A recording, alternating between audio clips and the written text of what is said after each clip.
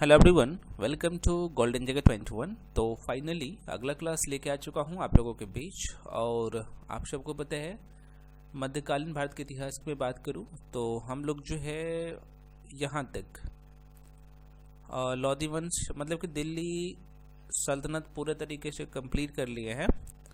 आज के वीडियो में हम लोग यहाँ से बहमनी साम्राज्य से शुरू करेंगे कहानी को। अगर आप इससे पहले वाला क्लास नहीं देखे हैं, एंशिएंट हिस्ट्री ऑलरेडी मैं कंप्लीट करवा दिया हूँ। पार्ट 1 में इतने सारे टॉपिक चैप्टर 1 से लेके चैप्टर 6 तक कंप्लीट करवा दिया हूँ। तो नहीं देखे आप लोग जाके जरूर देखिए, सारे क्वेश्चंस बहुत ही महत्वपूर्ण है। ठीक है, आज के वीडियो में हम लोग बहमनी साम्राज्य को देखने वाले हैं। विजयनगर साम्राज्य 16वीं 15वीं और 16वीं शताब्दियों के धार्मिक आंदोलन को देखने वाले हैं। मुगल साम्राज्य तो का सारे क्वेश्चन तो देखने ही वाले हैं। साथ में यहाँ पे आप देखेंगे तो कुछ विविध वाला सेक्शन है। और अगला जो चैप्टर है, सबसे लास्ट चैप्टर है, वो है मराठा राज और संघ। इतना इम्पोर्टेंट है कि मत पूछिए, सारे क्वेश्चन को एक एक करके डिस्कस करने वाले हैं। ध्यान रहे, अगर आपने थ्योरी वाला क्लास को नहीं किए हैं तो भाई जाके कर लो अच्छे से, क्योंकि थ्योरी पढ़ना बहुत ही ज़्यादा ज़रूरी है। क्योंकि अगर आप देखेंगे ना यहाँ पे, जैसे अगर मैं बात करूँ विजयनगर साम्राज्य की, है ना, क्योंकि वो भी अभी आपको मैं बताऊंगा और एक एक करके हम लोग पढ़ने वाले हैं। अगर मैं यहाँ पे बात करूँ, अभी मैं बताऊँ ना कि बहमनी साम्राज्य जो कि अभी हम लोग डिस्कस करने वाले हैं, आप देखेंगे तो जो थ्योरी में पढ़ा है एकदम डिटेल में डिस्कस किया हूँ। और एक भी क्वेश्चन यहाँ से गलत नहीं होगा, कंसेप्ट यार क्लियर होना चाहिए, है ना। यहाँ पे देख सकते हैं कहाँ तक फैला हुआ था, डायग्रामिकली और पिक्टोरियल फॉर्म में सब कुछ है। तो पहले आप थ्योरी को पढ़िए, उसके बाद जो अभी मैं बता रहा हूँ उसको करिए। ठीक है, चलिए शुरू करते कहानी को। तो पहले जो हम लोग देखने वाले हैं, मैं अभी आपको पहले ही बता दिया कुछ देर पहले कि बहमनी साम्राज्य को हम लोग पहले कंप्लीट करेंगे भाई। ठीक है, यहाँ पे आप देख सकते हैं बहमनी राजवंश। पहला क्वेश्चन है बहमनी, अच्छा मैं थोड़ा सा जूम कर लूँ तब अच्छे से दिखेगा। कह रहा कि बहमनी राज्य का जो है संस्थापक कौन है। बेसिक सा क्वेश्चन। थ्योरी वाला क्लास पढ़ने से क्या फ़ायदा मिलेगा आपको कि भी देखिए यहाँ पे एक जगह बहमनी का जो राज्य है या फिर बहमनी जो राजवंश है, इसका टाइम पीरियड क्या रहा है आप देख सकते हैं, मेंशन कर दिया। और मैप में ये कहाँ पे उसका लोकेशन है यहाँ पे आपको दिख रहा होगा। तो डायग्रामिकली सब कुछ बताया हूँ। ठीक है, चलिए क्वेश्चन पे बढ़ते हैं। हालांकि इसका जो आंसर हो जाएगा ए हो जाएगा। अलाउद्दीन हसन जो है बहमनी राज्य के संस्थापक है। आइए देख लेते हैं इसके बारे में बेसिक बातें। दोबारा कह रहा हूँ, स्लो लग रहा है 1.5x करके देखिए या फिर 1.5 गुने करके देखिए। ठीक है, इस तरीके से। बहमनी राज्य की स्थापना 1347 ईस्वी में हुआ। अलाउद्दीन हसन बहमन शाह के द्वारा किया गया। इसका मूल नाम था हसन गंगू। इतना पॉइंट ध्यान रखिएगा। अगर मैं बात कर लूँ अलाउद्दीन हसन बहमन शाह की, तो मोहम्मद बिन तुगलक के समय की थी। इसने गुलबर्गा, बहुत इंपॉर्टेंट है, अपना राजधानी कहाँ बनाया था, गुलबर्गा में अपनी राजधानी बनाया था। हालांकि बाद में उसका नाम क्या रखा था, यहाँ पे आप देख पाएंगे, मेंशन कर दिया हूँ, आशानाबाद रखा था। और इसका जो प्रतिद्वंदी राज्य था बहमनी साम्राज्य का, जो कि दोनों को कभी बनता नहीं था, वो था विजयनगर साम्राज्य, है ना। आप देख सकते विजयनगर था और उसकी राजधानी हम्पी थी, जो कि आगे हम लोग पढ़ने वाले हैं। उसने साम्राज्य को जो है 4 प्रांतों में, उसने अपनी राजधानी को 4 प्रांतों में, कौन कौन सा, गुलबर्गा हो गया, दौलताबाद हो गया, बरार हो गया और बीदर हो गया, ये 4 भागों में बांटा था। किसने, बहमनी ने, ध्यान रखिएगा।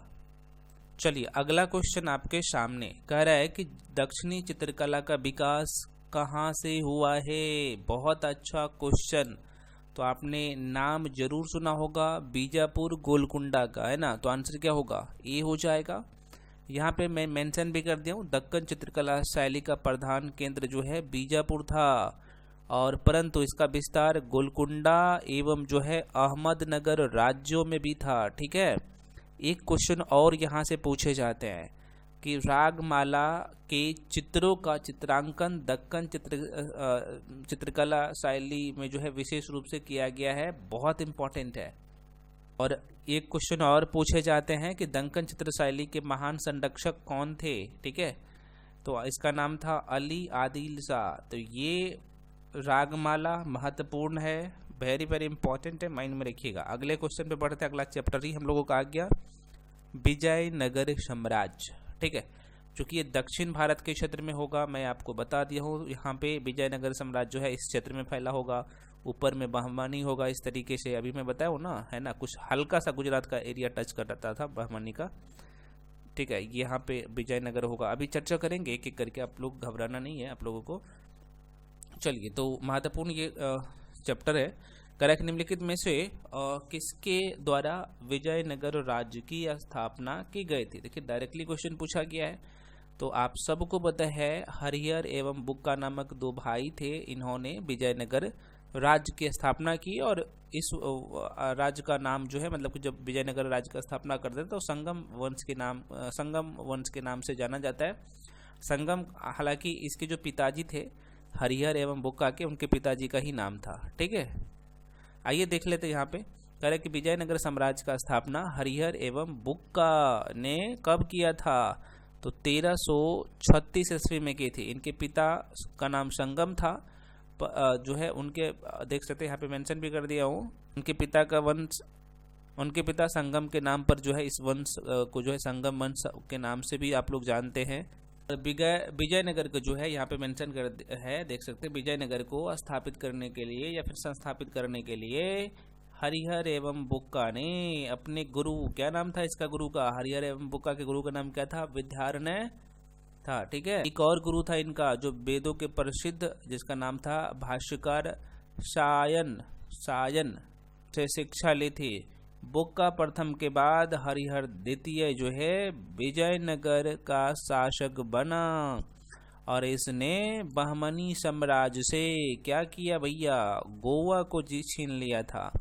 आगे चलकर देवराय द्वितीय शासक बनता है और जिसके शासनकाल में अब यहीं से क्वेश्चन पूछा गया है कि फारसी यात्री जिसका नाम था अब्दुल रजाक, ये किसके समय में भारत आया था? तो देवराय द्वितीय, जो कि विजयनगर साम्राज्य पे जो शासन व्यवस्था था उस समय देवराय द्वितीय का, ठीक है। तो विजयनगर की यात्रा की थी। तो देख सकते हैं क्वेश्चन तो एक है लेकिन 4-5 क्वेश्चन यहाँ से बन गया आप लोगों का, ठीक है। चलो भाई अगले क्वेश्चन में बढ़ते हैं, थोड़ा सा फास्ट में हम लोग करेंगे, कोई बात नहीं, अभी स्टार्टिंग है। कह रहे कि फारसी यात्री अब्दुल रजाक, आ गया ना क्वेश्चन। देखिए अब क्वेश्चन पूछा गया है बीपीएससी में, भारत जो है किस राजा के शासन काल में भारत आता है? तो देवराय द्वितीय। अगला क्वेश्चन है विजयनगर के उस पहले शासक का पहचान करे जिसने बहमनियों से गोवा को छीना। तो अभी आपने देखा ना, है ना, कौन छीना था बहमनियों से गोवा को? आपके सर हरिहर द्वितीय, अभी मैंने आपको बताया हो ना आगे, ठीक है। अगला क्वेश्चन है विजयनगर साम्राज्य के कृष्णदेव राय, बहुत इंपॉर्टेंट है, ठीक है। तो कह रहा है कि विजयनगर साम्राज्य के जो है कृष्णदेव राय समकालीन थे। देखिए यहाँ पे आपके मन में डाउट ये होगा कि सर विजयनगर साम्राज्य बता रहे हैं, कृष्णदेव राय विजयनगर के अलग शासक थे। देखो भाई यहाँ पे मैं थोड़ा सा बताता हूँ कहानी। देखो यहाँ पे विजयनगर जो यहाँ पे जो क्षेत्र था ना, उस पे संगम वंश का शासन हुआ, उसके अंदर सुलूभ वंश आएगा, सालूब वंश के जिसे नाम से जानते हैं, तुलुभ वंश आएगा, और यहाँ पे जो लास्ट में जो इम्पोर्टेंट वंश है अराविडु वंश, है ना। कृष्णदेव राय की मैं बात करूँ ना, तो ये जो है तुलुभ वंश का रहता है, ठीक है। तो डाउट नहीं होना चाहिए, लेकिन ये विजयनगर का क्षेत्र में ही शासन व्यवस्था को चला रहे थे, ठीक है। तो डाउट में मत रहिएगा। विजयनगर साम्राज्य जो है यहाँ पे दक्षिण भारत के क्षेत्र में था, इस क्षेत्र में, ठीक है। यहाँ पे मैक्सिमम एरिया इसका कर्नाटक वाला क्षेत्र था। चलिए अब यहाँ पे देख लेते हैं। कह रहे कि क्वेश्चन में ये पूछा गया था कि विजयनगर साम्राज्य के कृष्णदेव राय समकालीन थे।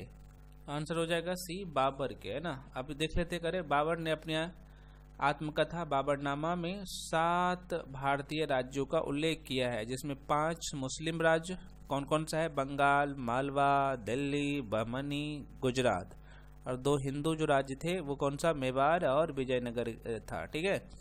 विजयनगर के शासक यहाँ पे आप देख सकते हैं कृष्णदेव राय था, जिनके बारे में वहाँ पे चर्चा किया गया बाबरनामा में, ठीक है।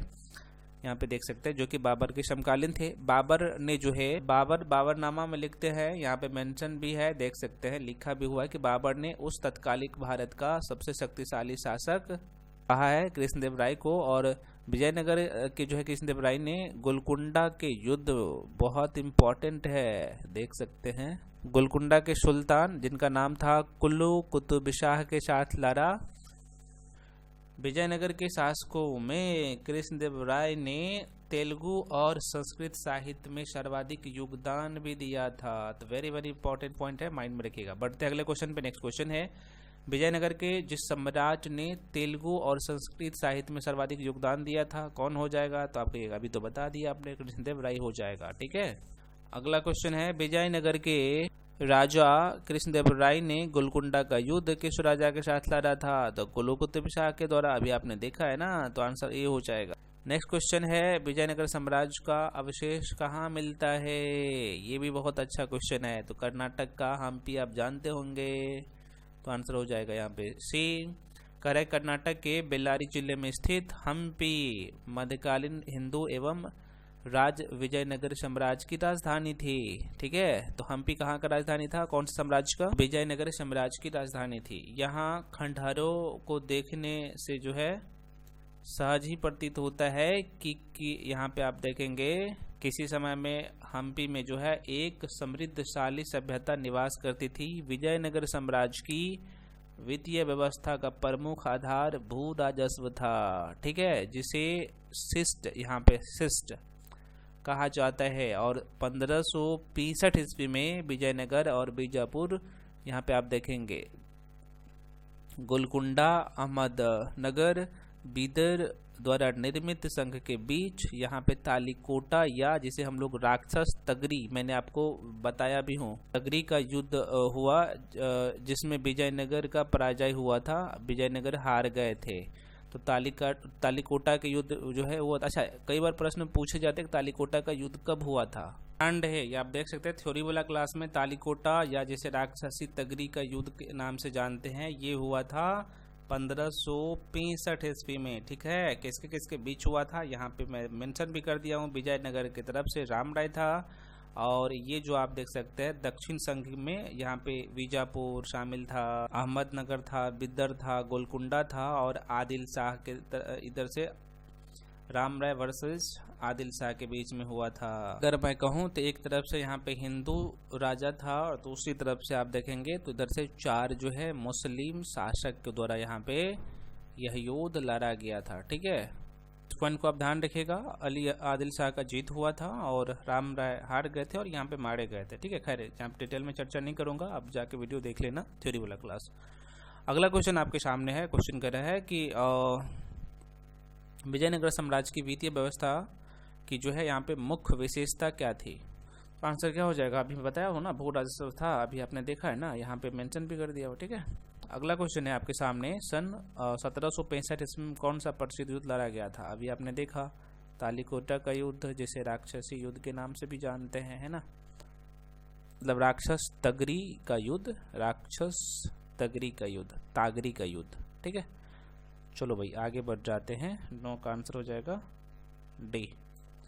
नेक्स्ट क्वेश्चन की तरफ बढ़ते हैं। अगला क्वेश्चन, अगला चैप्टर ही हम लोग का आ गया। यहाँ पे आप देख सकते हैं 15वीं और 16वीं शताब्दियों के जो है यहाँ पे आप देखेंगे धार्मिक आंदोलन है। ये देखते हैं, क्वेश्चन है बहुत महत्वपूर्ण है ये चैप्टर। निजामुद्दीन औलिया के सूफी संप्रदाय के अनुयायी थे। आप कहिएगा सर ये हमें कहाँ पे मिलेगा? तो भाई मध्यकालीन भारत में भक्ति आंदोलन में पढ़ाया हूँ बहुत कायदे से। आप बहमनी साम्राज्य और विजयनगर साम्राज्य से आगे निकलेंगे ना, तो यहाँ पे सूफी आंदोलन दिखेगा। ठीक है। यहाँ पे मेंशन कर देता हूँ, जाके पढ़ लेना भाई, नहीं तो बाद में मत बोलना कि भाई मेरा सिलेबस अच्छे से कवर नहीं हुआ और एग्जाम हम क्वेश्चन गलत करके आ गए। इसका जिम्मेदार देखो भाई यहाँ पे है ना, सूफी संप्रदाय बहुत अच्छे से मैं पढ़ा चुका हूँ। बादशाह क्या होता है, बेशरा क्या होता है, एकदम डिटेल में चर्चा किया हूँ। ठीक है। चिश्ती मत के बारे में एकदम डिटेल में लिखा हूँ, और सबसे निजामुद्दीन औलिया के बारे में, इसके दरगाह कहाँ पे है, डिटेल में चर्चा किया हूँ। तो है ना, देख सकते हैं। यहाँ पे नक्शबंदी सिलसिला क्या होता है। तो पहले क्या करिए आपको वीडियो देखना है, क्योंकि नोट्स में शॉर्ट फॉर्म में लिखा गया है। उसके भक्ति आंदोलन भी आप देख सकते हैं, बहुत अच्छे से मैं भक्ति आंदोलन में पढ़ाया हूँ। देख सकते हैं दक्षिण भारत के भक्ति आंदोलन, और पिक्टोरियल फॉर्म में सब कुछ है ना। शंकराचार्य के बारे में आप देख सकते हैं, मतलब कि सब कुछ आपको एक जगह मिलेगा। रामानुजाचार्य के बारे में, विशिष्टाद्वैतवाद क्या होता है, रामानंद के बारे में, कबीर के बारे में जो इन्फॉर्मेशन है, दादू दयाल के बारे में, मीराबाई के बारे में, रैदास के बारे में, तुलसीदास के बारे में, है ना, सारे इन्फॉर्मेशन, सूरदास के बारे में। सबसे बड़ी बात है कि डायग्रामिकली मिलेगा फिक्टुल। चैतन्य महाप्रभु के बारे में आप देख सकते हैं, तो सब मिलेगा आपको यहाँ पे, ठीक है। उसके बाद मुगल साम्राज्य शुरू हो जाता है कहानी, तो भाई यहाँ से जाके थ्योरी पढ़ लेना, पहले वीडियो देख लेना, उसके बाद थ्योरी। खैर, क्वेश्चन कह रहा है कि निजामुद्दीन औलिया किस सूफी संप्रदाय के अनुयायी थे, किसके फॉलोअर्स थे निजामुद्दीन औलिया, ये पूछ रहा है। अभी आपको मैंने बताया ना कि ये जो है निजामुद्दीन औलिया चिश्ती संप्रदाय के फॉलोअर्स थे, इनके जो है फॉलोअर थे, इनके अनुयायी थे। ध्यान रहे, यह बाबा निजामुद्दीन औलिया के बारे में मैं बात करूं तो यह जो है बाबा फरीदुद्दीन गंज ए शंकर के क्या थे भैया, शिष्य थे, और इनको महबूब ए इलाही के नाम से भी जाना जाता था। ध्यान रखिएगा। अगला क्वेश्चन है 10वें सिख गुरु का क्या नाम था। इसका आंसर हो जाएगा सी, चिश्ती हो जाएगा भाई। 10वें सिख गुरु का क्या नाम था, तो गुरु गोविंद सिंह, आप सबको पता होना चाहिए। देखिए, सिखों के 10वें गुरु गुरु गोविंद सिंह थे, और इनका जन्म पटना बिहार में हुआ था। इन्होंने खालसा पंथ की स्थापना किया था। कह रहा कि भक्तिकालीन संत चैत्य बहुत इंपॉर्टेंट है। संत चैतन्य का वास्तविक नाम क्या था, अभी मैं बताया ना था अभी थ्योरी वाला क्लास में, बहुत ही महत्वपूर्ण है। तो इसका हालांकि इसका नाम था विशंबर। आइए देख लेते हैं, सी आंसर हो जाएगा। मध्यकालीन संत चैतन्य का वास्तविक नाम जो है विशंबर था, पर बाल्यावस्था में इसका नाम जो है निमाई था। ध्यान रखिएगा। शिक्षा पूर्ण करने के उपरांत इन्होंने विद्यासागर की उपाधि जो है प्रदान की, और ऐसा माना जाता है कि चैतन्य ने बंगाल में, यहाँ पे इस लाइन को समझिएगा, गौड़ीय वैष्णव धर्म की स्थापना की थी। गौड़ीय वैष्णव धर्म की स्थापना। नेक्स्ट क्वेश्चन आपके सामने क्वेश्चन करा कि किसने भारत में सूफी के चिश्ती संप्रदाय के संस्थापक है। सूफी के चिश्ती संप्रदाय के संस्थापक है, इतना इंपॉर्टेंट है और कई बार ये क्वेश्चन रिपीट हुआ है, तो आप कहेंगे सर निजामुद्दीन चिश्ती, ठीक है। आइए देख लेते हैं। कह रहा है कि भारत में सूफी चिश्ती संप्रदाय के संस्थापक ख्वाजा मोइनुद्दीन चिश्ती थे। यहाँ पे लाइन को ध्यान में रखेंगे। और ख्वाजा मोइनुद्दीन चिश्ती का जन्म जो है 1143 ईस्वी में जो है पूर्व पर्शिया के कहाँ पे, तो यहाँ पे सिस्तान क्षेत्र में हुआ, और इन्होंने भारत में चिश्ती संप्रदाय का स्थापना की थी। इनके दो प्रमुख शिष्य थे, जिसका नाम था शेख हमीउद्दीन नागौरी, और यहाँ पे अगला जो इसका जो शिष्य था जिनका नाम था कुतुबुद्दीन बख्तियार काकी, ठीक है, काकी है ये। और इनकी दरगाह कहाँ पे है भैया, अजमेर में है, राजस्थान में। अगला इसलिए मैं कह रहा हूँ कि भाई एक बार थ्योरी वाला क्लास जरूर देख लिया के करिए आप लोग अच्छा से, है ना, बहुत डिटेल में और अच्छे से एक्सप्लेन करके पढ़ाया हूँ। अगला क्वेश्चन है सूफीवाद किसके घनिष्ठ, सूफीवाद जो है किससे घनिष्ठ संबंधित है ना, तो कौन से धर्म से, ये पूछ रहा है। बहुत अच्छा क्वेश्चन है, और आप देखेंगे भी तो नाम से ही पता चल रहा होगा ये इस्लाम धर्म के होगा ना, सूफी संप्रदाय, नाम से ही पता चल रहा होगा, तो आंसर डी हो जाएगा। कह रहे कि सूफीवाद इस्लाम से संबंधित प्रमुख पंथ है, और यह ईश्वर की प्राप्ति के सिद्धांत पर आधारित है, जिसमें हिंदू या मुसलमान में भेद किए बिना, ये नहीं करता है भेद, है ना, दोनों में, हिंदू मुसलमान में भेद नहीं करता है। ईश्वर से प्रेम और उसकी प्रार्थना, उपवास और अनुष्ठानों के माध्यम से ईश्वर को प्राप्ति पर बल देता है, ठीक है। चलो भाई अगले क्वेश्चन पे बढ़ जाते हैं। नेक्स्ट क्वेश्चन, अगला क्वेश्चन है कि उस प्रथम व्यक्ति का नाम बताइए जिसने वहदत अल वजूद सिद्धांत को जो है सूफी मत में प्रतिपादित किया। अच्छा क्वेश्चन, तो भाई आपने नाम जरूर सुना होगा एक व्यक्ति का, इतिहास में इब्नुल अरबी, है ना, नाम जरूर सुने होंगे। इसका आंसर ए हो जाएगा, है ना, इब्नुल अरबी। आइए देख लेते हैं इसके बारे में। देखो, इब्नुल अरबी ने वहदत उल वजूद सिद्धांत से जो है सूफी मत में प्रतिपादित किया, और सूफी रहस्यवाद जिसका वहदत उल वजूद या परमात्मा में एकत्व का सिद्धांत से जो है उत्पन्न हुआ था, इस सिद्धांत के अनुसार ईश्वर एक है और वह संसार की सब वस्तुओं के पीछे है। आगे चलकर शेख अहमद सरहिंदी ने इब्न उल अरबी के इस सिद्धांत का जो है यहाँ पे खंडन किया तथा इसके स्थान पर यहाँ पे आप देखेंगे वहदत उल सुहूद प्रत्यक्षवादी दर्शन जिसे कहते हैं के सिद्धांत का प्रतिपादन किया। और इसी क्रम में एक अन्य सूफी संत जो है जिसका नाम है शाह वली अल्लाह ने इन दोनों सिद्धांतों को सफलतापूर्वक एक दूसरे में क्या किया भाई, समन्वित करने का प्रयास किया। तो कौन करता है? सूफी संत जिसका नाम था शाह वली उल्लाह। ठीक है, आइए देख लेते हैं इसके बारे में। कह रहे हैं अनहलक का अर्थ क्या होता है, ये पूछा है ना। अब देखो कुछ क्वेश्चन ऐसे होते हैं ना भाई, तो हम लोग पढ़ते नहीं है, इसे इग्नोर करते हैं, तो एग्जाम में टफ लगता है ना। तो थोड़ा सा देख लिया करिए, अच्छा रहेगा। तो इसका आंसर हालांकि मैं खुदा हूँ, इसका मतलब आंसर भी हो जाएगा, सॉरी। तो कह रहे कि अनहलक अर्थात मैं खुदा हूँ सूफियों द्वारा प्रयोग किया जाने वाला शब्द है अनहलक, है ना। कौन से संप्रदाय के द्वारा प्रयोग किया जाता है? सूफियों के द्वारा। अनहलक मतलब कि मैं खुदा हूँ। कह रहा है कि पहला व्यक्ति मंसूर बिन हल्लाज, नाम थोड़ा सा उटपटांग जरूर है, मंसूर बिन हल्लाज था, जिसने स्वयं को अनहलक घोषित किया। मतलब कि मैंने आपको बताया ना, इसका अर्थ ही होता है क्या, अनहलक का अर्थ क्या होता है? मैं खुदा हूँ। इसी कारण 10वीं शताब्दी में उसे फांसी दे दी गई थी। और मंसूर अल हल्लाज ने सूफी के जो है 10 अवस्थाओं का वृत्तांत देने वाला 10, यहाँ पे आप देखेंगे इस लाइन को, 10 मुकामी जो है रिक्ता की रचना की थी। आगे बढ़ जाते, उर्दू एक नई भाषा के रूप में विकसित की गई थी। बहुत अच्छा क्वेश्चन, आंसर हो जाएगा सी, धार्मिक ध्येयों द्वारा। आइए देख लेते हैं।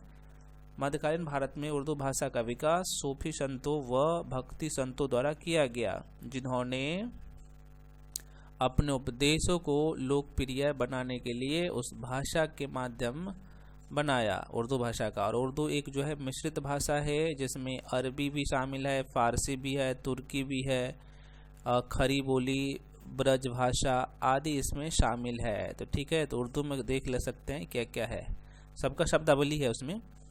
अगला क्वेश्चन आपके सामने है, निम्नलिखित में से कौन अपने फॉलोअर्स द्वारा, मतलब कि कौन अपने अनुयायियों द्वारा महबूब ए इलाही नाम से, शब्द को पकड़िएगा, महबूब ए इलाही नाम से जाना जाता है? आंसर क्या होगा? सी हो जाएगा, शेख निजामुद्दीन औलिया। आइए देख लेते हैं भाई। कह रहा है कि शेख निजामुद्दीन औलिया चिश्ती सिलसिले के सूफी संत थे, और निजामुद्दीन औलिया अपने उदार और सहिष्णुता दृष्टि के कारण महबूब ए इलाही, मतलब कि ईश्वर के प्रेमी, महबूब ए इलाही का मतलब क्या होता है? ईश्वर के प्रेमी के नाम से प्रसिद्ध थे। इनके समय में भारत में चिश्ती संप्रदाय का सबसे ज़्यादा प्रचार प्रसार हुआ था। इनका हालांकि जन्म हुआ था निजामुद्दीन औलिया का, वो 1236 में बंदायूं में हुआ था, और यह बाबा फरीद के शिष्य थे निजामुद्दीन औलिया। अगला क्वेश्चन है, निजामुद्दीन औलिया किस सूफी संप्रदाय के अनुयायी थे? तो आपने देखा सूफी संप्रदाय के, सॉरी चिश्ती संप्रदाय के, ध्यान रखिएगा। अगला क्वेश्चन है, शेख निजामुद्दीन औलिया था एक क्या था? सूफी संत थे, बी हो जाएगा 11 का। तो आसान सा क्वेश्चन था। शेख बहाउद्दीन जकारिया किस संप्रदाय के थे? आइए इसके बारे में देख लेते हैं। हालांकि इसका जो आंसर हो जाएगा भाई ए हो जाएगा, सुहरावर्दी संप्रदाय के थे। आइए देख लेते हैं क्या कह रहा है कि यहाँ पे शेख बहाउद्दीन जकारिया सुहरावर्दी संप्रदाय के थे। इन्होंने ही सुहरावर्दी शाखा का जो है यहाँ पे प्रचार प्रसार किया था, देख सकते हैं। और प्रचार प्रसार सर्वप्रथम किया था ये भारत में। और सुहरावर्दी सिलसिला की स्थापना शिहाबुद्दीन सुहरावर्दी ने किया था बगदाद में। ठीक है, इनके शिष्य जो है बहाउद्दीन जकारिया और जलालुद्दीन तबरीजी इसे भारत में ले आए और सोहरावर्दी सिलसिले का केंद्र मुल्तान में था। मुल्तान अभी जो पाकिस्तान में पड़ता है ना। चिश्ती संप्रदाय के विपरीत सोहरावर्दी संत धन संपत्ति तथा राजकीय संरक्षण को महत्व देते थे, ध्यान रखिएगा। और बहाउद्दीन जकारिया को जो है इल्तुतमिश ने शेख उल इस्लाम की उपाधि दिया था। तो प्रश्न पूछे जाते हैं, बहाउद्दीन जकारिया को किसने, कौन से सल्तनत शासक ने शेख उल इस्लाम की उपाधि दिया था? तो इल्तुतमिश। और इल्तुतमिश कौन से वंश का था? तो गुलाम वंश का था। मैंने आपको बताया था, गुलाम वंश हम लोग पढ़े हैं ना भाई अभी दिल्ली सल्तनत में। चलो भाई आगे बढ़ जाते हैं। अगला क्वेश्चन आपके सामने है, एक दूसरे से ना ऐड करके पढ़िए, अटैच करके पढ़िए, समझ में आएगा सब कुछ। देखिए मध्यकाल में बिहार, बहुत इंपॉर्टेंट ये क्वेश्चन है, वेरी वेरी इंपॉर्टेंट है। तो मध्यकाल में बिहार शरीफ नगर का महत्वपूर्ण रहा है। ध्यान रहे, मध्यकाल में बिहार शरीफ है ना, बिहार शरीफ आप सबको पता होगा। बिहार शरीफ का मध्यकाल में बिहार शरीफ का नगर महत्वपूर्ण क्यों रहा है, क्या था वहाँ पे, ये पूछ रहा है आपसे, ठीक है। तो वहाँ पे क्या था, विद्या केंद्र के रूप में और धार्मिक केंद्र के रूप में, है ना। तो आंसर क्या होगा यहाँ पे, और डी हो जाएगा। ये देख लेते हैं मध्यकाल में जो है, मध्यकाल में बिहार के वर्तमान नालंदा जिले का मुख्यालय नगर जो है बिहार शरीफ है, आपको पता होना चाहिए। तो विद्या और धर्म का प्रमुख केंद्र था यहाँ पे। विद्या केंद्र के रूप में यहाँ पर जो है अदंतपुर विश्वविद्यालय स्थित था, जिसे पाल नरेश गोपाल अथवा देवपाल ने एक बौद्ध विहार के रूप में स्थापित कराया था, ठीक है। और यहीं पर सूफी संत जिसका नाम है, यहाँ पे आप देखेंगे मन्नेरी का आपने नाम जरूर सुना होगा, सरफुद्दीन मन्नेरी की प्रसिद्ध बंदरगाह स्थित है। अभी वेरी वेरी इंपॉर्टेंट है, यहाँ से प्रश्न पूछे जाते हैं कि सूफी संत सरफुद्दीन मन्नेरी का दरगाह कहाँ पे है, तो भाई बिहार शरीफ में है। माइंड में रखिएगा क्वेश्चन, है ना। अगला क्वेश्चन है, बिहार के सुप्रसिद्ध संत जिसका नाम है सरफुद्दीन मन्नेरी का संबंध सूफियों संतों के किस संप्रदाय से है, ये पूछा है। तो यह जो है फिरदौसी संप्रदाय से थे। तो आपको अभी डाउट हो रहा होगा कि ये फिरदौसी क्या होता है, इसलिए मैं कह रहा हूँ कि थ्योरी वाला क्लास जाके एक बार देख लेना अच्छे से, नहीं फिर डाउट होगा। चलिए आगे देख लेते हैं भाई, इसके बारे में थोड़ा सा देख लीजिएगा, फिरदौसी क्या होता है भाई। 12वीं शताब्दी में अनेक सूफी संत भारत आए और 1192 ईस्वी में मोहम्मद गौरी के साथ ख्वाजा जो है मोइनुद्दीन चिश्ती भारत आए। इन्होंने यहाँ चिश्ती सिलसिले की स्थापना की और इनकी गतिविधियाँ का प्रमुख केंद्र अजमेर में था, जो कि अजमेर कहाँ पे है, राजस्थान में है। और मध्यकालीन बिहार में फिरदौसी सिलसिला सबसे अधिक लोकप्रिय था। बिहार में सुप्रसिद्ध संत जिसका नाम था सरफुद्दीन मन्नेरी का संबंध इसी सिलसिले से था, ठीक है। और बिहार शरीफ में संत सरफुद्दीन मन्नेरी की दरगाह भी है। सोहरावर्दी संघ के स्थापना जो है शेख जो है सुहाबुद्दीन उमर सोहरावर्दी ने की थी, किंतु इसके सुदृढ़ संचालन का श्रेय जो है जाता है किसका, तो आप देख सकते हैं जकरिया महोदय को, शेख बहाउद्दीन जकरिया को जाता है। कादरी संघ के संस्थापक कौन है, तो सैयद अब्दुल कादिर जिलानी है ने की। और भारत में इस सिलसिले के प्रमुख संत जो है मोहम्मद गौस थे। देखो थोड़ा सा ये उटपटांग लग रहा होगा कि भाई क्या कर रहे हैं, लेकिन एग्जाम में प्रश्न आते हैं तो थोड़ा सा माइंड में रखिएगा। एक दो बार मैं तो कह रहा हूँ वीडियो देखेंगे ना तो अब माइंड में रह जाएगा। अगला क्वेश्चन है, दक्षिण भारत के शैव संतों को कहा जाता था, है ना, क्या कहा जाता था, ये पूछा है। दक्षिण भारत में शैव संतों को क्या कहा जाता था, तो ये नायनार कहा जाता था। अब दक्षिण भारत के जो है शैव संतों को नायनार कहा जाता था, जिनकी संख्या 63 बताई गई है। और इनके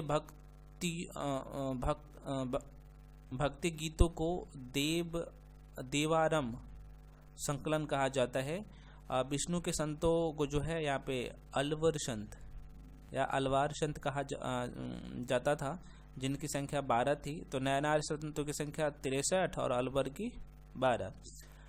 प्रमुख नयनार संत थे, यहाँ पे आप देख सकते हैं, समंदर, अय्यार, सुंदर मूर्ति, नाम्बी, अंडार, और ये था नयनार संत। और प्रमुख जो अलवर संत थे, जिनका नाम यहाँ पे आप देख सकते हैं, मालवार, मधुर कवि, अंडाल, कुलशेखर, है ना। तो आपने देख लिया जो नयनार संत थे वो कौन से देवी देवता को मानते थे, और जो अलवर थे वो कौन से भगवान को मानते थे, देवी देवता को मानते थे। तो ये थोड़ा सा माइंड में रखिएगा आप। दोबारा सुन लीजिए, शैव धर्म के मानने वाले वो थे नायनार और विष्णु को मानने वाले अलवर, है ना। तो मैं रिपीट कर दिया हूँ भाई, ध्यान में रखिएगा। अगला क्वेश्चन है, सभी भक्ति संतों के मध्य एक समान विशेषता थी कि उन्होंने क्या किया, बताइएगा। बिल्कुल ये आंसर हो जाएगा, अपनी वाणी को उसी भाषा में लिखा जिसे उनके भक्त समझ सके, है ना।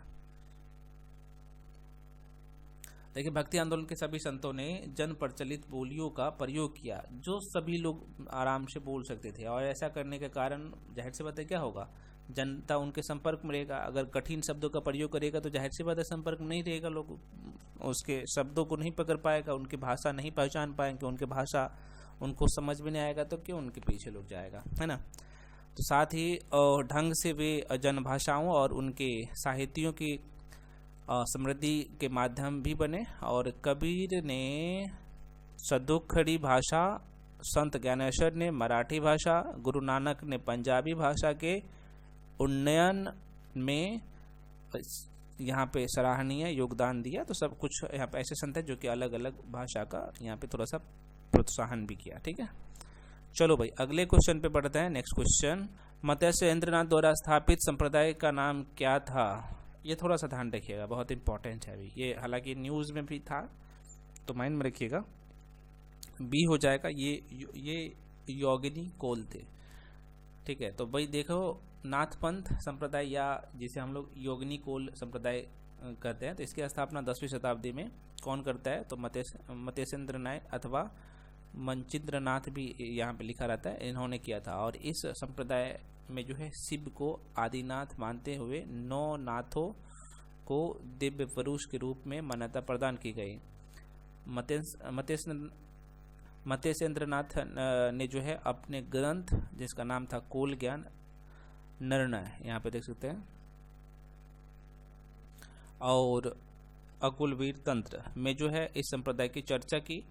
और 11वीं शताब्दी में इस संप्रदाय का प्रचार गोरखनाथ ने किया। अगला क्वेश्चन है, निर्गुण स्कूल का बड़ा समर्थक था, कौन था भाई, बता सकते हो। बिल्कुल कबीर थे, नाम ही से पता चल रहा होगा निर्गुण।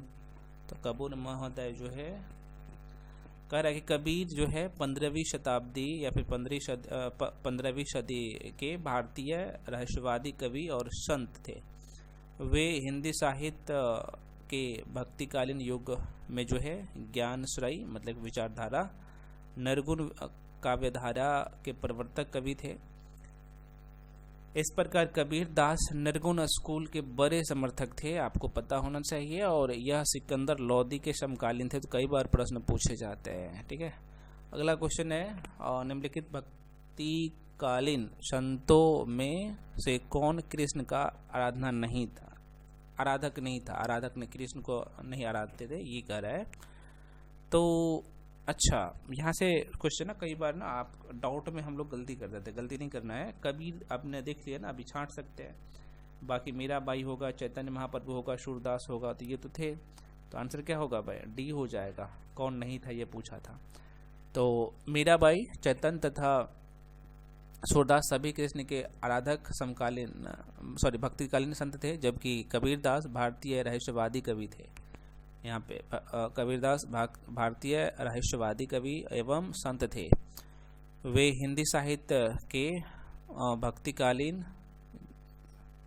ज्ञानश्रयी निर्गुण शाखा की जो है काव्यधारा के प्रवर्तक थे कबीरदास।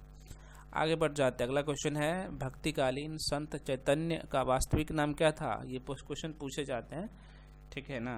तो बेस का जो आंसर हो जाएगा भाई बता सकते हैं? सी हो जाएगा, विशंभर इसका नाम था भाई। देख लेते, भक्तिकालीन संत चैतन्य का वास्तविक नाम विशंभर था और इनका जन्म जो है पश्चिम बंगाल के नदिया जिले में होता है और इनके द्वारा गौड़ीय वैष्णव संप्रदाय की नींव रखा गया था। तो इसे थोड़ा सा माइंड में रख सकते हैं। अगला क्वेश्चन है, सिखों के 10वें गुरु गुरु गोविंद सिंह का जन्म कहाँ हुआ था? तभी आपने देखा ना, पटना में।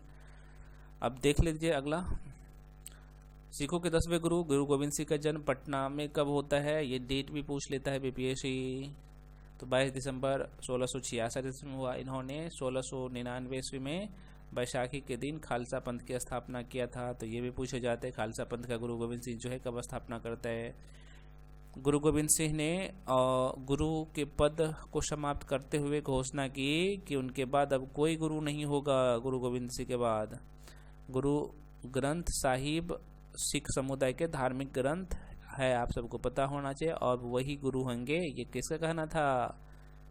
चूंकि ये गुरु गोविंद सिंह का कहना था। उनको लगता था कि अगर ऐसा होगा तो आगे चल के इसमें विवाद होगा, तो इसलिए बोला कि भाई मेरे बाद अब कोई अगला गुरु नहीं बनेगा, गुरु माना जाएगा गुरु ग्रंथ साहिब को। ठीक है, चलो 10वें सिख गुरु का नाम क्या है? क्वेश्चन तो भाई आपने देख लिया, गुरु गोविंद सिंह। खालसा पंथ का गठन किसने किया? गुरु गोविंद सिंह ने, सी हो जाएगा। अगला क्वेश्चन है, वारकारी समाज सुधार आंदोलन। देख लो भाई, वारकारी समाज सुधार आंदोलन कहाँ प्रारंभ हुआ था? तो ये हुआ था भाई साहब महाराष्ट्र में। ठीक है, आइए देख लेते, थोड़ा सा इसके बारे में जानना जरूरी है ना, बहुत अच्छा क्वेश्चन है। कह रहा है कि वारकारी सुधार आंदोलन का उदय महाराष्ट्र में होता है। महाराष्ट्र के ये पंढरपुर होता है, पंढरपुर नामक स्थान पर हुआ और वारकरी संप्रदाय के अनुयायी, जिसका नाम था विठोवा, का पूजा भगवान के रूप में करते थे। विठोवा का पूजा भगवान के रूप में करते थे और इस संप्रदाय की जो है सदस्यता के लिए जाति का आधार कोई बंधन नहीं था। जाति के आधार का कोई बंधन नहीं था। इस संप्रदाय के प्रवर्तक में जो है संत ज्ञानेश्वर का नाम आपने जरूर सुना होगा, यह महत्वपूर्ण है। और इन्होंने ज्ञानेश्वरी और अमृतानुभव, हरिपाठ आदि जैसे ग्रंथों की रचना की। ठीक है, चलो भाई अगले चैप्टर पे आ गए हम लोग। अगला चैप्टर का नाम है मुगल साम्राज्य। चलिए, तो क्वेश्चन है, कौन सा सम्राट जो है मुगल सम्राट आलमगीर के नाम से जाना जाता था, है ना? तो डी हो जाएगा, आप सबको पता है, औरंगजेब। अगर मैं बात करूं, औरंगजेब को आलमगीर के नाम से जाना जाता था। आगरा पर अधिकार करने के बाद औरंगजेब अपना राज्याभिषेक अबुल मुजफ्फर मोहद्दीन मुजफ्फर, यहाँ पे देख सकते औरंगजेब बहादुर आलमगीर की उपाधि से यहाँ पे आप देख पाएंगे 31 जुलाई 1658 ईस्वी को करवाया और इसका अन्य नाम जिंदा पीर भी इसे कहा जाता है। औरंगजेब का जो टाइम पीरियड रहा है शासनकाल का, ये 1658 से 1707 तक रहा है। 1707 में इसका मृत्यु हो जाता है। तो इनके 4 पुत्र होते हैं। एक का नाम होता है दारा शिकोह, माफी चाहता हूँ। औरंगजेब का जब मृत्यु होता है उस समय उनका 3 पुत्र ही रहता है, मौजम, आजम और कामबख्श। औरंगजेब ये पुत्र होता है शाहजहां का और इनके शाहजहां के 4 पुत्र होते हैं, दारा शिकोह, औरंगजेब, मुराद। शाहजहां को बीमार पड़ने के बाद वो जो है ये 1668 ईस्वी में 58 ईस्वी में जो है उसके पुत्रों में उत्तराधिकार का युद्ध होता है सब में और फाइनली औरंगजेब सभी को जो है हरा के और अपना शासन व्यवस्था को सुचारू रूप से चलाता है। तो यहाँ पे मेंशन भी है, देख सकते हैं कि सामूगढ़ के मैदान में जो है दारा शिकोह व औरंगजेब के बीच में युद्ध होता है, जिसमें औरंगजेब ने विजय प्राप्त की और उसके बाद औरंगजेब 1658 ईस्वी में शाहजहां को आगरा किले में बंदी बना दिया था। ठीक है, देख सकते हैं अपने बाप को बंदी बना दिया था। अगला क्वेश्चन है आपके सामने। क्वेश्चन कर रहा है कि इनमें से किसने हुमायूं को यह प्रस्ताव दिया था कि यह उसे बंगाल पर अधिकार करके नहीं होगा, करने होना चाहिए। ठीक है, कोई बात नहीं, मैं टाइपिंग में स्प्रिंट है। कह रहे दोबारा मैं रिपीट कर दे रहा हूँ, करे इनमें से किसने हुमायूं को यह प्रस्ताव दिया था कि यदि उसे बंगाल पर अधिकार करने दिया जाए तो वह बिहार को समर्पित कर देगा और 10 लाख दिनार की वार्षिक श्रद्धांजलि जो है अर्पित करेगा। तो ये कौन करेगा? शेरशाह सूरी करेगा, तो शेर खान करेगा ऐसा काम, ठीक है। तो आंसर क्या होगा? B is the right answer. चलो भाई देख लेते हैं। बहुत अच्छा क्वेश्चन है, 68 में पूछा गया था, 68 बीपीएससी में। करे शेर खान अर्थात शेरशाह सूरी ने हुमायूं को यह प्रस्ताव दिया था कि यदि उसे बंगाल पर अधिकार करने दिया जाए तो वह बिहार को समर्पित कर देगा और 10 लाख दिनार वार्षिक श्रद्धांजलि जो है अर्पित करेगा। अगला क्वेश्चन है, फिर से देख सकते हैं 68वें बीपीएससी में प्रश्न पूछा गया था। कह रहा है कि निम्नलिखित में से किस युद्ध में मुख्य विरोधियों का जो है सही उल्लेख नहीं किया गया? तो आंसर हो जाएगा पानीपत का द्वितीय युद्ध में टीपू सुल्तान और मराठा का, ठीक है, तो सी हो जाएगा। देख लीजिए, पानीपत का तृतीय युद्ध 1556 में हेमचंद्र विक्रमादित्य, जिसे हेमू के नाम से भी जानते हैं, शॉर्ट फॉर्म में हेमू कहा जाता है, और अकबर के मध्य लड़ा गया था। इसमें अकबर ने हेमू को पराजित किया था, तो इसे थोड़ा सा ध्यान रखिएगा, ठीक है। आइए देख लेते हैं इसके बारे में थोड़ा सा और इन्फॉर्मेशन। अगला क्वेश्चन पे पढ़ते हैं। अगला क्वेश्चन है, हुमायूं का मकबरा कहाँ स्थित है? तो क्वेश्चन नंबर 4 जो है बताइएगा। बिल्कुल दिल्ली में है ये। तो हुमायूं का मकबरा दिल्ली में स्थित है और यह मकबरे को हुमायूं की पत्नी और मुख्य संरक्षण रानी बेगा बेगम, जिसे हाजी बेगम के नाम से भी जाना जाता है, टाइम पीरियड ये रहा है 1569 से 70 में बनाया गया था। इसे फारसी वास्तुकार द्वारा डिजाइन किया गया था। नेक्स्ट क्वेश्चन है, इनमें से किस शासक ने सबसे अधिक समय तक जो है शासन किया? जो आपके ऑप्शन में, तो जाहिर सी बात है कौन होगा? अगर अकबर होता तो आप लोग टिक करते, लेकिन इसमें कौन सा होगा? तो इसलिए देखिए, जब मैं आपको जो मुगल काल पढ़ाया हूँ तो टाइम पीरियड देखिए कितना जरूरी है ना सबका। तो ये क्वेश्चन यहाँ से पूछ लिया गया है, तो महत्वपूर्ण है, बीपीएससी में फैक्ट भी जरूरी है। हालांकि इसका आंसर हो जाएगा डी, औरंगजेब हो जाएगा, है ना, देखने से पता चल रहा होगा। तो सबका टाइम पीरियड यहाँ पे लिखा हुआ है। अगला क्वेश्चन है, भारत में मुगल वंश का संस्थापक कौन है? तो बाबर है ना, डी हो जाएगा। कह रहे कि पानीपत में जो है भारत में मुगल वंश का संस्थापक बाबर, टाइम पीरियड 1526 से 30 में इसका मृत्यु ही हो जाता है ना। तो बाबर ने पानीपत का प्रथम युद्ध 21 अप्रैल 1526 ईस्वी में जो है इब्राहिम लोदी को पराजित किया था, मतलब कि हराया था, और दिल्ली पे क्या करेगा? मुगल वंश का स्थापना करेगा। उसने तैमूर परंपरा के विरुद्ध बादशाह की उपाधि धारण की और उदारता के कारण उसे कलंदर भी कहा गया बाबर को। बाबर ने क्रमशः पानीपत का युद्ध लड़ा 1526 में, खानवा का 1527, चंदेरी का 1528 और घाघरा का 1529 में युद्ध लड़ा, जिसमें चारों युद्ध में बाबर की जीत हुआ। खानवा के युद्ध में बाबर ने राणा संगा होना चाहिए, है ना, राणा संगा, जिसे राणा संग्राम से भी इसका पूरा नाम है, तो उसको पराजित किया था। पानीपत में जो है बाबर ने अपने जीत का श्रेय तुलुगमा पद्धति को देता है। तुलुगमा पद्धति ध्यान है, तुलुगमा पद्धति क्या है? तो डिटेल में मैं पढ़ाया हूँ थ्योरी वाला क्लास में। बाबर ने तुर्की भाषा में बाबरनामा की रचना की थी। कई बार पूछे जाते कौन सी भाषा में किया था। और मसनवी जो बाबर द्वारा मुस्लिम कानून के नियमों का संग्रह है, उसका जो है नाम क्या है? तो मुबाइन था, ठीक है। अब यहाँ पे देख लेते हैं मसनवी, जिसे हम लोग मस्तवीस भी कहा जाता है। तो जो बाबर द्वारा मुस्लिम कानून के नियमों का संग्रह है, तो उसका नाम क्या है? तो अभी आपने देखा ना अभी जस्ट पहले, तो क्या हो जाएगा? ये हो जाएगा मुबाइन इसका नाम है। अगला क्वेश्चन, पानीपत के युद्ध में बाबर की जीत का मुख्य कारण क्या है? तो तुलुगमा पद्धति, सी इज द राइट आंसर। चलो भाई अगले क्वेश्चन में बढ़ते हैं। नेक्स्ट क्वेश्चन, भारत में बाबर के युद्ध में कौन सा क्रमबद्ध है? तो सबसे पहले पानीपत का युद्ध होता है ना,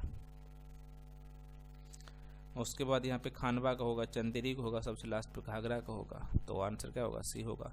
खानवा के युद्ध में जो है बाबर के हाथों कौन पराजित होता है?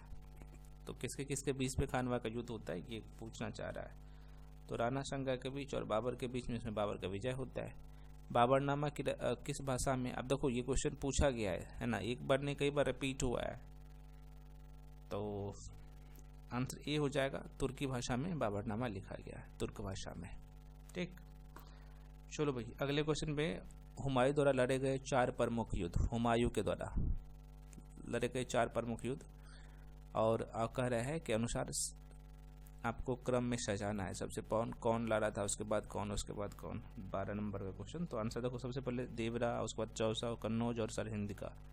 ठीक है, तो ये क्रम ध्यान रखिएगा। आइए देख लेते हैं इसके बारे में, और थोड़ा सी लंबी चौड़ी कहानी है। तो कह रहे कि देखो, हुमायूं द्वारा लड़े गए प्रमुख युद्ध का विवरण इस प्रकार है। देवराई का युद्ध, जौनपुर की ओर अग्रसर हुमायूं की सेना और मोहम्मद लोदी की सेना के बीच में होता है 1532 ईस्वी में। देवरा के नाम पर हुआ था, तो देवरा के युद्ध के नाम से भी पराजित हुआ, और इसमें मोहम्मद की पराजय हुई थी। चौसा का युद्ध आप सबको पता है, ये 26 जून 1539 में हुमायूं और शेरशाह सूरी, जिसे शेर खां के नाम से भी जानते हैं, उसके बीच में होता है। और इसमें होता है क्या है, सेनाओं के मध्य गंगा नदी के उत्तरी तट पर स्थित चौसा नामक जगह, जो कि आपको पता है कि बिहार में है, होता है। और यह युद्ध हुमायूं अपनी कुल गलतियों के कारण जो है हार गया था। और चौसा के युद्ध में सफल होने के बाद शेर खां ने जो है अपने शेरशाह की उपाधि धारण किया, और सुसज्जित आदि से सुसज्जित अपने आप को किया। ठीक है, कन्नौज का युद्ध बिलग्राम या कन्नौज में लड़ा गया, और इस लड़ाई में हुमायूं के साथ उसके भाई हिंदाल और अस्करी भी थे, फिर भी पराजय हो गया। और हुमायूं का पराजय ने हुमायूं को पीछा नहीं छोड़ा। इस युद्ध में भी हुमायूं शेर खान से हार गया। और होता क्या है, फिर अगला देख लीजिएगा, सरहिंद का युद्ध, जो 17 मई 1540 में लड़ा गया, सरहिंद लड़ा गया, और सरहिंद का युद्ध होता है। अच्छा, ये जो हुआ ना, बिलग्राम या कन्नौज का युद्ध होता है 1540 में, और सरहिंद का युद्ध होता है ये 22 जून और 1555 ईस्वी में हुआ। और इस संघर्ष में जो है अफगान सेना के नेतृत्व बैरम खान ने किया था। इसमें हुमायूं को सफलता मिली थी। ठीक है, हुमायूं ने चुनार दुर्ग पर जो है प्रथम बार आक्रमण 1632 में किया था। हुमायूं का मकबरा दिल्ली में स्थित है, बहुत इंपॉर्टेंट है, पूछे जाते हैं। हुमायूंनामा की रचना हुमायूं की बहन गुलबदन बेगम ने की थी, इस पॉइंट को ध्यान रखिएगा।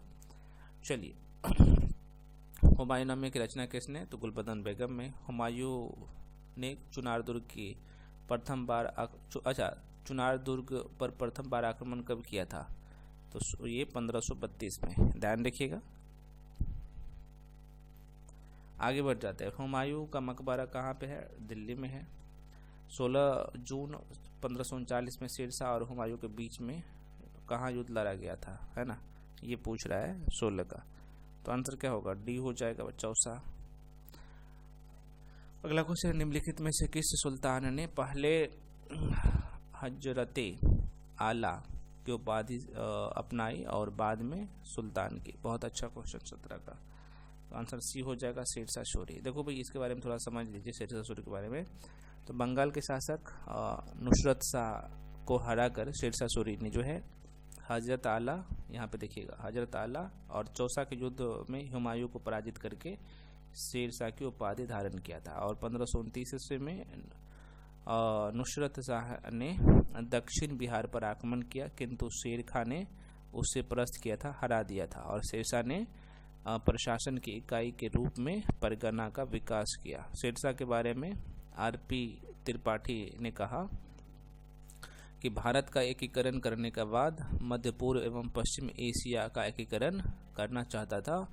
और एच.जी. कीन ने कहा कि शेरशाह ने जितनी बुद्धिमत्ता का परिचय दिया उतनी ही किसी भी सरकार ने नहीं दिया, है ना। और इस्लाम शाह, इससे थोड़ा सा देखिएगा, इस्लाम शाह सूर ने अपनी सैन्य टुकड़ियों को 200 और 250 और 500 इकाइयों में विभाजित किया था। चलो भाई, अगले क्वेश्चन में बढ़ते हैं। क्वेश्चन कह रहा है कि इन शासकों में किसने अपनी सैन्य टुकड़ियों को 200, 250, 200 एवं 200 की इकाइयों में विभाजित किया था? तभी आपने देखा है ना। आंसर क्या होगा? इस्लाम शाह, है ना, अभी मैं बताया हूँ। अगले क्वेश्चन पे बढ़ते हैं। नेक्स्ट क्वेश्चन है, मध्यकालीन बिहार में बुनियादी प्रशासनिक इकाई के रूप में परगना को किसने विकसित किया? परगना को किसने विकसित किया ये पूछ रहा है, तो आंसर हो जाएगा सी, शेरशाह सूरी ने। किसी भी सरकार ने नहीं और अंग्रेज ने भी नहीं, जितना कि इस पठान ने काफ़ी बुद्धिमत्ता का परिचय दिया शेरशाह सूरी के बारे में। यह शब्द किसने लिखा है ना? तो CDPO में क्वेश्चन पूछा गया था, देख सकते हैं। तो आंसर क्या होगा? H.G. किन ने ऐसा कहा था। अगला क्वेश्चन है आपके सामने, भारत के एकीकरण के बाद वह मध्य पूर्व और पश्चिम एशिया को एक करना चाहता था, जो एक विश्व साम्राज्य की स्थापना की ओर एक महत्वपूर्ण कदम था। RP त्रिपाठी ने जो है मुगलकालीन भारत के किस सम्राट के बारे में वह लिखा। ठीक है, ये भी अच्छा क्वेश्चन है, और ये भी देख सकते हैं क्वेश्चन यहाँ पे CDPO का एग्जाम हुआ था 2021 में, क्वेश्चन अच्छा लेवल का था वहाँ पे। ठीक है, तो 21 का आंसर क्या होगा भाई? बी हो जाएगा। शेरशाह सूरी के बारे में लिखा था। 1529 में किन दक्षिण बिहार पर आक्रमण किया? अच्छा, किसने जो है 1529 ईस्वी में किसने दक्षिण बिहार पर आक्रमण किया, लेकिन शेर खां के द्वारा परास्त किया गया? तो कौन करेगा? बिल्कुल ये हो जाएगा नुसरत शाह। कश्मीर घाटी के अंतिम मुस्लिम शासक यूसुफ शाह, बहुत अच्छा क्वेश्चन है। यूसुफ शाह चक, जिन्हें मुगल सम्राट अकबर द्वारा बिहार में निर्वासित किया गया था, ये दफन है कहाँ पे है? बिहार के किस क्षेत्र में उसको दफन किया गया है ना? तो ये भी बहुत अच्छा क्वेश्चन है बिहार के संदर्भ में, बिहार के एग्जाम की मैं बात करूँ तो आंसर डी हो जाएगा, ये नालंदा में। आइए देख लेते हैं इसके बारे में थोड़ा सा। तो कश्मीर के अंतिम शासक यूसुफ शाह चक्र को बिहार के नालंदा जिले में दफनाया गया है। उल्लेखनीय है कि उन्हें मुगल शासक अकबर द्वारा बिहार से निर्वासित करने और मृत्यु के उपरांत यहीं दफनाया गया। बादशाह अकबर ने ही इन्हें अपने सेनापति मानसिंह की सहायता के तौर पर कितना, तो 500 मनसब देकर नालंदा के बेशवक परगना में जो है निर्वासित कर दिया था। मुगल वंश के शासक अकबर द्वारा सैनिकों की सुगमता से भर्ती करने हेतु मनसबदारी व्यवस्था शुरू की गई थी। अबुल फजल रचित अकबरनामा 3 खंडों में विभक्त है, जिसका तीसरा भाग आईन अकबरी है। मध्यकाल में जो है मुगल वंश का पारिवारिक उपाधि मिर्जा थी, और भारत का फारसी अनुवाद रज्मनामा, यहाँ पे इस लाइन को देखिएगा, नाम से किया गया। और पद्मावत ग्रंथ को जो है, पद्मावत ग्रंथ को मलिक मोहम्मद जैशी के द्वारा लिखा गया। अगला क्वेश्चन है, निम्नलिखित में से किस राजवंश द्वारा मनसबदारी प्रथा का आविष्कार किया गया? तो कौन करेगा? मुगल वंश करेगा। D is the right answer. Akbar के द्वारा शुरू किया गया था। 24 का सॉरी ये अच्छा, मनसब जो शुरू किया गया था ना, माफी चाहता हूँ यार, बहुत अच्छा क्वेश्चन है। ये तुगलक वंश से ही शुरू हुआ था मनसबदारी, नहीं मुगल वंश, ये अकबर के द्वारा, माफी चाहता हूँ, अकबर के द्वारा है ना। अभी मैं बताया हूँ ना, यहाँ पे कई बार हो जाता है मिस्टेक भाई, हम भी इंसान है, देख सकते हैं ना। बादशाह अकबर ने ही इन्हें अपने सेनापति मानसिंह की सहायता के तौर पर 500 मनसब देकर नालंदा के यहाँ पे देख सकते हैं। चलो अगले क्वेश्चन पढ़ते हैं। मध्यकालीन भारत में अच्छा मनसबदारी व्यवस्था क्या होता है? मैं फिर से दोबारा यही कह रहा, आपके मन में क्वेश्चन आएगा तो थ्योरी वाला क्लास जाके देखो, डिटेल में चर्चा किया हूँ। अगला क्वेश्चन है, मध्यकालीन भारत में मनसबदारी व्यवस्था क्यों लागू की गया था? तो ये क्वेश्चन आप तभी बना पाएंगे जब मनसबदारी व्यवस्था के बारे में आपको नॉलेज होगा, है ना। कोई बात नहीं, अभी मैं आपको बता देता हूँ। तो आंसर हालांकि इसका सैनिकों को जो है सुगमता रूप से भर्ती है, तो आंसर हो जाएगा बी। अकबरनामा कितने खंड में है? तो अभी आपने देखा ना अकबरनामा कितने खंड में होगा, अभी कुछ देर पहले बताया ना, तो ये 3 खंड में है। रज्मनामा किस हिंदी ग्रंथ का जो है फारसी अनुवाद है? बहुत ही इम्पोर्टेंट है, 27 का, तो ये महाभारत का है। मध्यकाल में किस वंश की पारिवारिक उपाधि मिर्जा थी? कौन सा वंश का होगा? तो मुगल वंश का होगा, डी हो जाएगा। नेक्स्ट क्वेश्चन है पद्मावत किसने लिखा, तो मलिक मोहम्मद जायसी ने लिखा, है ना, सी हो जाएगा। अगला क्वेश्चन है आईने अकबरी, वही क्वेश्चन आ गया भाई, किसके द्वारा लिखा गया है। बहुत अच्छा क्वेश्चन है ये सब, ठीक है। तो ये अबुल फजल के द्वारा आईने अकबरी लिखा गया है। अगले क्वेश्चन पे बढ़ते हैं। क्वेश्चन है कि अकबर के दरबार में कौन से सुप्रसिद्ध चित्रकार थे। इतना इंपॉर्टेंट है कि मत पूछिए, माइंड में रखिएगा ये सारे क्वेश्चन, ठीक है। तो 31 का क्या होगा आंसर, बिल्कुल ये जो है आंसर क्या होगा, ए हो जाएगा। अब्दुस समद थे, अब्दुल समद का नाम जरूर सुना होगा। ये देख लेते हैं, अकबर के दरबार में प्रसिद्ध चित्रकार अब्दुस समद था। अकबर ने इसी के अधीन चित्रकला के लिए एक अलग विभाग की जो है स्थापना किया था। अकबर ने अब्दुस समद को मुल्तान का दीवान नियुक्त किया था। दसवंत व बसावन भी जो है अकबर के काल में प्रसिद्ध चित्रकार थे। कौन कौन सा, दसवन और बसावन, ठीक है। अकबर ने चित्रकला के लिए एक अलग विभाग की स्थापना किया था। अकबर के ही काल में यूरोपीय चित्रकारी का प्रवेश मुगल दरबार में होता है। फतेहपुर सीकरी का नाम आपने जरूर सुना होगा। तो उसका निर्माण अकबर के काल में ही होता है। और जब्त प्रणाली मुगल कालीन राज व्यवस्था महत्वपूर्ण प्रणाली थी। कौन सा, तो जब्त प्रणाली। इसकी शुरुआत शेरशाह के काल से मानी जाती है। अकबर के शासनकाल में कई बदलाव के बाद उसको अंतिम रूप से लागू किया गया था, जब्त प्रणाली को। अगला क्वेश्चन है जब्त प्रणाली किसकी उपज है। अब देखो बहुत अच्छा क्वेश्चन, तो उपज किसकी है ये पूछा है। तो शेरशाह के द्वारा, जाहिर सी बात अभी आपने देखा, तो क्वेश्चन ना घुमा फिरा के पूछे जा सकते। दसवंत और यहाँ पे क्वेश्चन पूछा है दसवंत और वशावन प्रसिद्ध चित्रकार मुगल दरबार में किसके दरबार में थे, तो अकबर के दरबार में। अगला क्वेश्चन आपके सामने है, यूरोपीय चित्रकारी का प्रवेश किसके दरबार में होता है, तो अकबर के काल में। 34 का बी हो जाएगा। नेक्स्ट क्वेश्चन आपके सामने, आज थोड़ा सा गला खराब है, मैं स्लो से बोलूंगा। निम्नलिखित में से फतेहपुर सीकरी का निर्माण का श्रेय किसको जाता है, तो किसको जाएगा, 35 का, है ना, ये हो जाएगा अकबर का। अकबर के काल में होता है। तो करे किस मुगल शासक ने चित्रकारी के लिए अलग से विभाग का बनाया था, तो अकबर ने बनाया था। तो देख सकते हैं ये क्वेश्चन पूछा है, तो आपने एक बार डिटेल में चीज़ों को पढ़ ले तो क्वेश्चन बना रहे हैं। अगला क्वेश्चन है कि 1582 ईस्वी में अकबर दीन ए इलाही लागू किया था। तो जो था दीन ए इलाही क्या था ये पूछ रहा है आपसे। तो इस तरह का क्वेश्चन एग्जाम में आता है। तो आंसर क्या होगा, यह जो है व्यवहार संहिता था दीन ए इलाही। ये थोड़ा सा देख लेते हैं भाई, आंसर हो जाएगा बी। कह रहा है दीन ए इलाही 1582 ईस्वी में मुगल सम्राट अकबर द्वारा जो है प्रवर्तित एक समरूप धर्म था। इसमें सभी धर्मों के मूल तत्वों को जो है डाला गया। इनमें प्रमुख हिंदू इस्लाम धर्म थे। दीन ए इलाही सही मायने में धर्म न होकर एक जो है आचार संहिता के समान था। इसमें भोग, घमंड, निंदा, दोष, लगान वर्जित था, है ना। तो देख सकते हैं इस संप्रदाय का प्रधान पुरोहित और पुरोहित अबुल फजल था। हिंदुओं में केवल बिरबल ने इस धर्म को स्वीकारा और कहा जाता है कि 1583 ईस्वी में अकबर ने नया संबत इलाही संबत प्रारंभ किया था। अकबर ने सुलह-ए-कुल, बहुत इंपॉर्टेंट है, सुलह-ए-कुल की नीति को अपनाया था और इसी नीति के तहत अकबर ने तीर्थयात्रा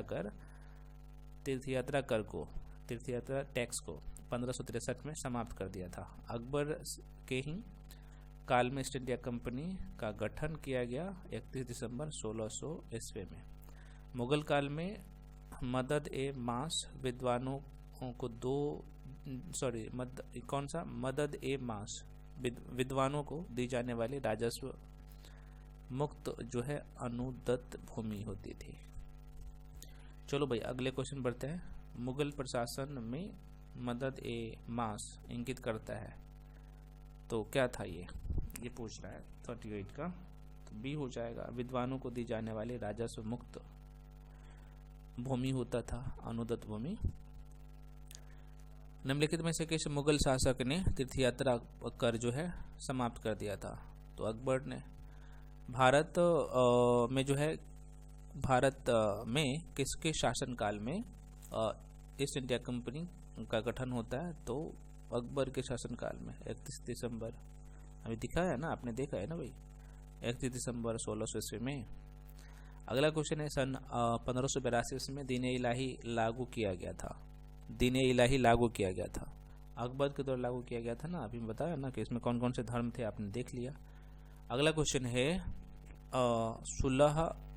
सुलह कुल का नीति किसके द्वारा अपनाए गए थे? ये भी अच्छा क्वेश्चन है भाई, सारे क्वेश्चन। तो आंसर हो जाएगा सी, अकबर के द्वारा। हल्दी घाटी के युद्ध में महाराणा प्रताप की सेना के सेनापति कौन थे? ये थोड़ा सा ध्यान रखिएगा, हकीम खान था। ये थोड़ा सा देख लेते हैं। हल्दी घाटी का युद्ध होता है ये 1576 ईस्वी में मेवाड़ के शासक राणा प्रताप और मुगल शासक अकबर के बीच में होता है। इस युद्ध में मुगल सेना का नेतृत्व राजा मानसी और आशफ खां एवं मेवाड़ की सेनाओं का नेतृत्व जो है स्वयं राणा प्रताप कर रहे थे। और इस युद्ध में महाराणा प्रताप की सेना का सेनापति एकमात्र मुस्लिम हकीम खां था, आप देख सकते हैं, ठीक है।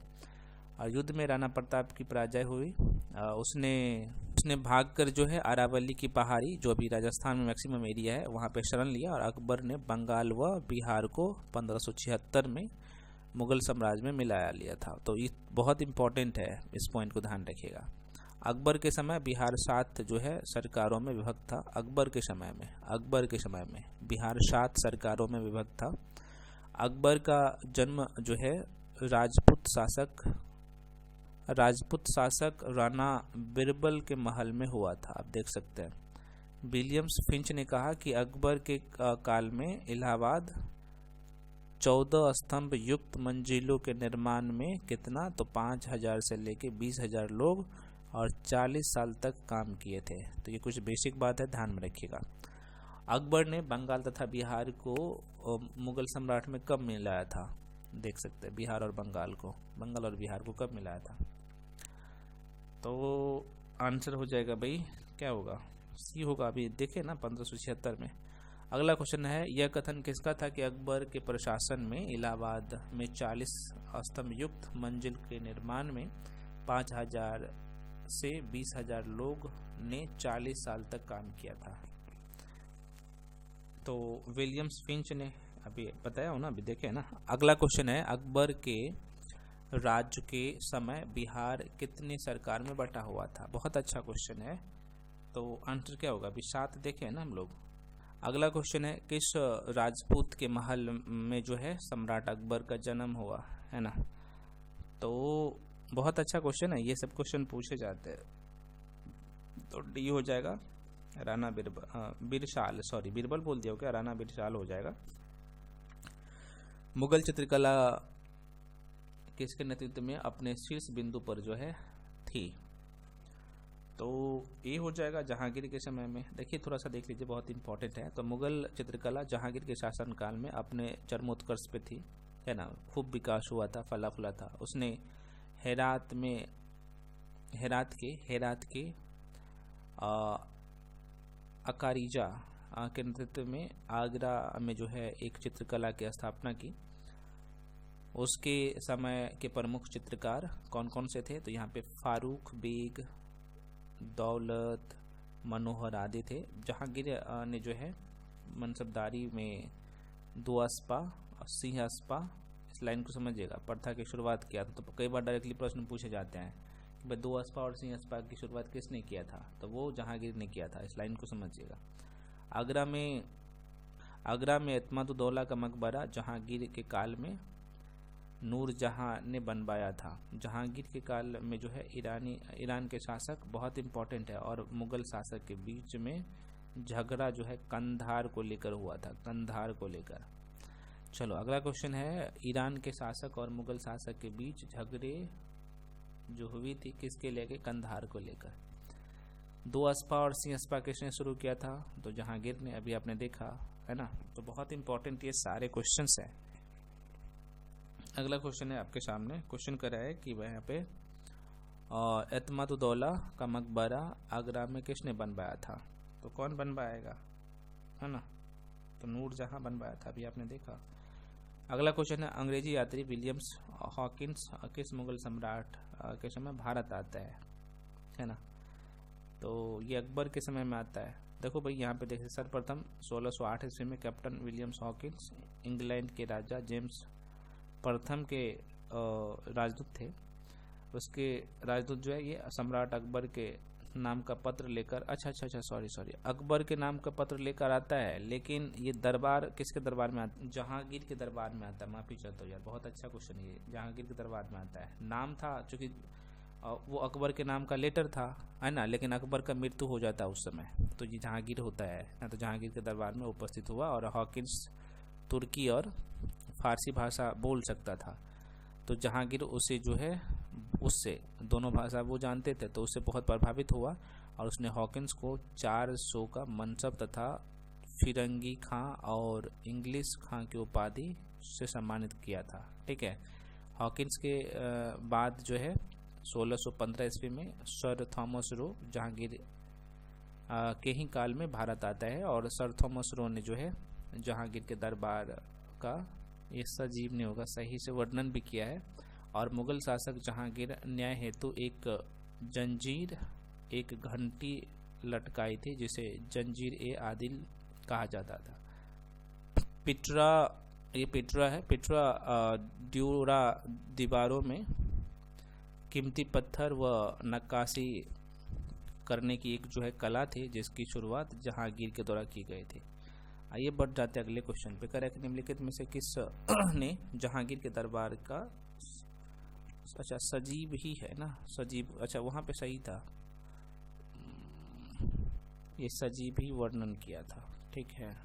सजीव चित्रण का मतलब होता है, चित्रण बोले चाहे वर्णन बोलिए, नहीं फिगर टाइप का अगर दीवार पे बना देते हैं फिगर, है ना, तो उसे सजीव वर्णन या चित्रण कहा जाता है। तो भाई वर्णन नहीं होना चाहिए, चित्रण लिखना चाहिए यहाँ पे, कोई बात नहीं ना, हो जाता है मिस्टेक। तो ये करे किसने किया था? 53 का, तो किसने किया था आप देख लो, अभी मेरे माइंड से निकल गया। सजीव चित्रण सर थॉमस के जहांगीर के दरबार में। अच्छा, क्वेश्चन पूछा है कि भाई सजीव वर्णन किया था, तो यहाँ पे जहांगीर के दरबार में, तो कौन? थॉमस मुंडो है, सॉरी सर थॉमस रो के द्वारा। ठीक है। यहाँ से क्वेश्चन पूछा जा सकता है कि सर थॉमस रो ने जो है जहांगीर के दरबार का सजीव वर्णन किया था। ठीक है। तो आप देख सकते हैं, जाहिर सी बात है, किसी का तारीफ करेगा तो उन्हें तो पनाह तो जरूर मिलेगी। ठीक है। चलो आगे बढ़ जाते हैं अगले क्वेश्चन पे। तो निम्नलिखित में से, निम्नलिखित अंग्रेजों में से किसे जहांगीर ने खान की उपाधि से सम्मानित किया था? तो अब देख लीजिए, अब ये सेम क्वेश्चन है ना। तो 5-4 का आंसर क्या होगा? बिल्कुल हाँ, हॉकिंस हो जाएगा यार, हॉकिंस होगा ना, अभी हम लोग देखे ना। अगला क्वेश्चन है प्राचीनकारी, जिसे हम लोग पिट्रा ड्यूरा कहते हैं, निम्न में से किससे संबंधित है? बहुत अच्छा क्वेश्चन है, और इस तरह का क्वेश्चन पूछे जा सकते हैं।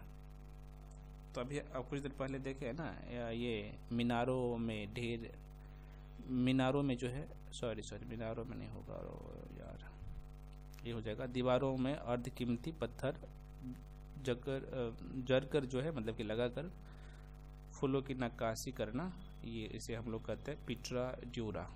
ये शब्द से प्रश्न पूछे जाते हैं। किस मुगल शासक ने न्याय हेतु एक जंजीर एवं घंटी लटकाई थी, जिसे जंजीर ए आदिल भी कहा जाता है? तो अभी आपने देखा जस्ट कुछ देर पहले, तो बी हो जाएगा, right, B is the right answer, Jahangir. अगला क्वेश्चन है भाई, सर थॉमस रो भारत में जो है किसके काल में आता है? तो ये जहांगीर के काल में आता है, ये क्वेश्चन भी आपने देख लिया। अगला क्वेश्चन है आपके सामने, दिल्ली के लाल किले का निर्माण जो करवाया था? बहुत अच्छा क्वेश्चन है ये भी। तो आंसर क्या होगा? शाहजहां के द्वारा। देखिए थोड़ा सा देख लीजिएगा, तो कह रहा है कि शाहजहां के काल में बात करूं तो शाहजहां का काल सफेद संगमरमर के प्रयोग का चरमोत्कर्ष का माना जाता है। दिल्ली का लाल किले जो है का निर्माण शाहजहां ने कब? तो ये 1648 में करवाया था, और इस किले के भीतर मोती महल, हीरा महल, नहरे बहिश्त, शीश महल, आदि इमारतें थी और शाहजहां के अन्य निर्माण कार्यों में आगरा की मोती मस्जिद आपको पता होना चाहिए, और दिल्ली की जामा मस्जिद, आगरा का ताजमहल आदि इसमें शामिल है। बहुत महत्वपूर्ण ये सारे पॉइंट है। इतिहासकार A.L. श्रीवास्तव ने शाहजहां के शासनकाल को जो है मुगल काल का स्वर्ण युग कहा है। तो बहुत इंपॉर्टेंट है, ये किसने कहा है ये पूछे जा सकते हैं ना। तो इतिहासकार A.L. श्रीवास्तव का कहना था। क्यों कहना था, तो आपने देखा कि भाई यहाँ पे सफ़ेद संगमरमर का यूज करते थे और इतने सारे जो है आपने देखा स्मारक को इन्होंने बनाया। मुगल शासनकाल ने आना सिक्के, बहुत इम्पोर्टेंट है। तो मुगल शासक शाहजहां ने जो है आना सिक्के का प्रयोग प्रारंभ किया था। कौन, तो ये शाहजहां। और दो महान मुगल सम्राट जहांगीर और शाहजहां राजपूत राजकुमारियों के गर्भ से ये पैदा हुआ था। तो ये भी प्रश्न पूछे जाते हैं। तो इनमें से कौन से मुगल बादशाह जो है राजपूत की राजकुमारियों के गर्भ से पैदा हुआ था। तो ध्यान रखिएगा ये दोनों नाम, जहांगीर और शाहजहां। ठीक है, चलो भाई अगले क्वेश्चन बढ़ते। अगले क्वेश्चन कह रहा है कि इनमें से किस शासक ने आना सिक्के का प्रयोग किया था। तो आंसर क्या होगा, अभी आपने देखा तो फेवनिन का बिल्कुल सी हो जाएगा, शाहजहां। अगला क्वेश्चन आपके सामने है। क्वेश्चन कह रहा है कि महान मुगल सम्राटों में से बाबर से औरंगजेब तक दो सम्राट राजपूत के जो है राजकुमारियों से पैदा हुई है। तो कौन कौन, तो कौन सा हो जाएगा, जहांगीर और शाहजहां। तो सी इज द राइट आंसर। अभी आपने देखा ना। तो देखिए सारे क्वेश्चन ही महत्वपूर्ण है। अगला क्वेश्चन है आपके सामने। क्वेश्चन कर रहा है कि निम्नलिखित में से किस इतिहासकार ने शाहजहां के शासनकाल को स्वर्ण युग कहा है। तो A.L. श्रीवास्तव था ना यहाँ पे। सी इज द राइट आंसर, 61 का सी हो जाएगा। चलिए अगले क्वेश्चन बढ़ते हैं। अगला क्वेश्चन आपके सामने है। कह रहे हैं कि मुगल सम्राटों में किसने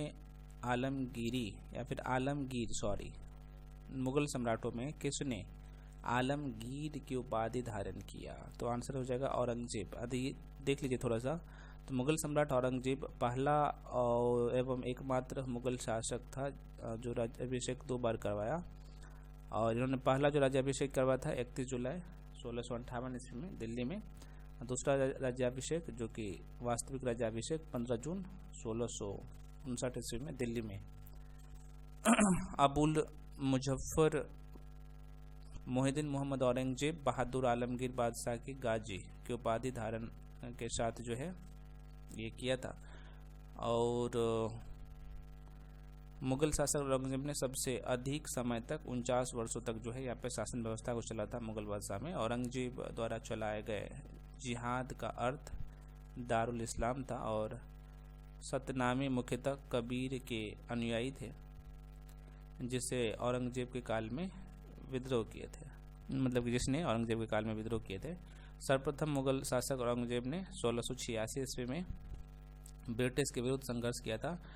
और आलमगीर नामा के लेखक जो है मिर्जा मोहम्मद काजिम थे, जबकि पुलासात उत तवारीख जो है ये सुजान राय खत्री के द्वारा लिखा गया औरंगजेब के काल का इतिहास है। बेसिक बात है, थोड़ा सा देख लीजिएगा सरसरी। अगला क्वेश्चन है, औरंगजेब के काल में सतनामियों ने बगावत कर मतलब कि नरनौल शहर को जो है ये दखल कर दिया था। वे, अच्छा क्वेश्चन है, ध्यान रखिएगा। तो यहाँ पे कबीर के अनुयायी थे वो। अगला क्वेश्चन है, इनमें से किस शासक ने सबसे अधिक समय तक जो है शासन किया। तो औरंगजेब ने किया। ठीक है, 64 का डी हो जाएगा। अगला क्वेश्चन है,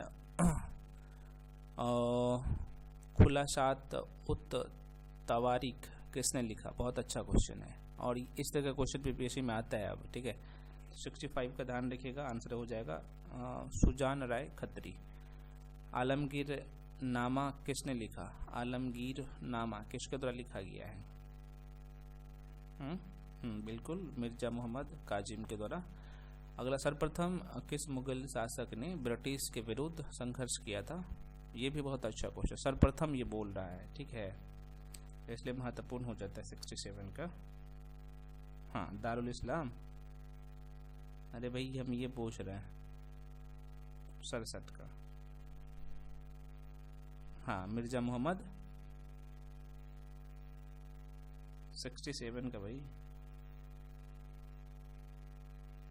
औरंगजेब, बिल्कुल Aurangzeb is the right answer. हाँ, अगला क्वेश्चन आपके सामने है, औरंगजेब द्वारा चलाए गए जिहाद का अर्थ है, ये बता दो।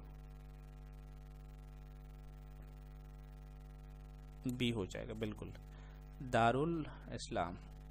चलिए अगला टॉपिक हम लोग गए, सेकेंड लास्ट शायद है ये मुगल कालीन कुछ विविध वाला सेक्शन। देखो पद्मावत किसने लिखा है, तो मलिक मोहम्मद जायसी, यहाँ पे हम लोग देखे थे।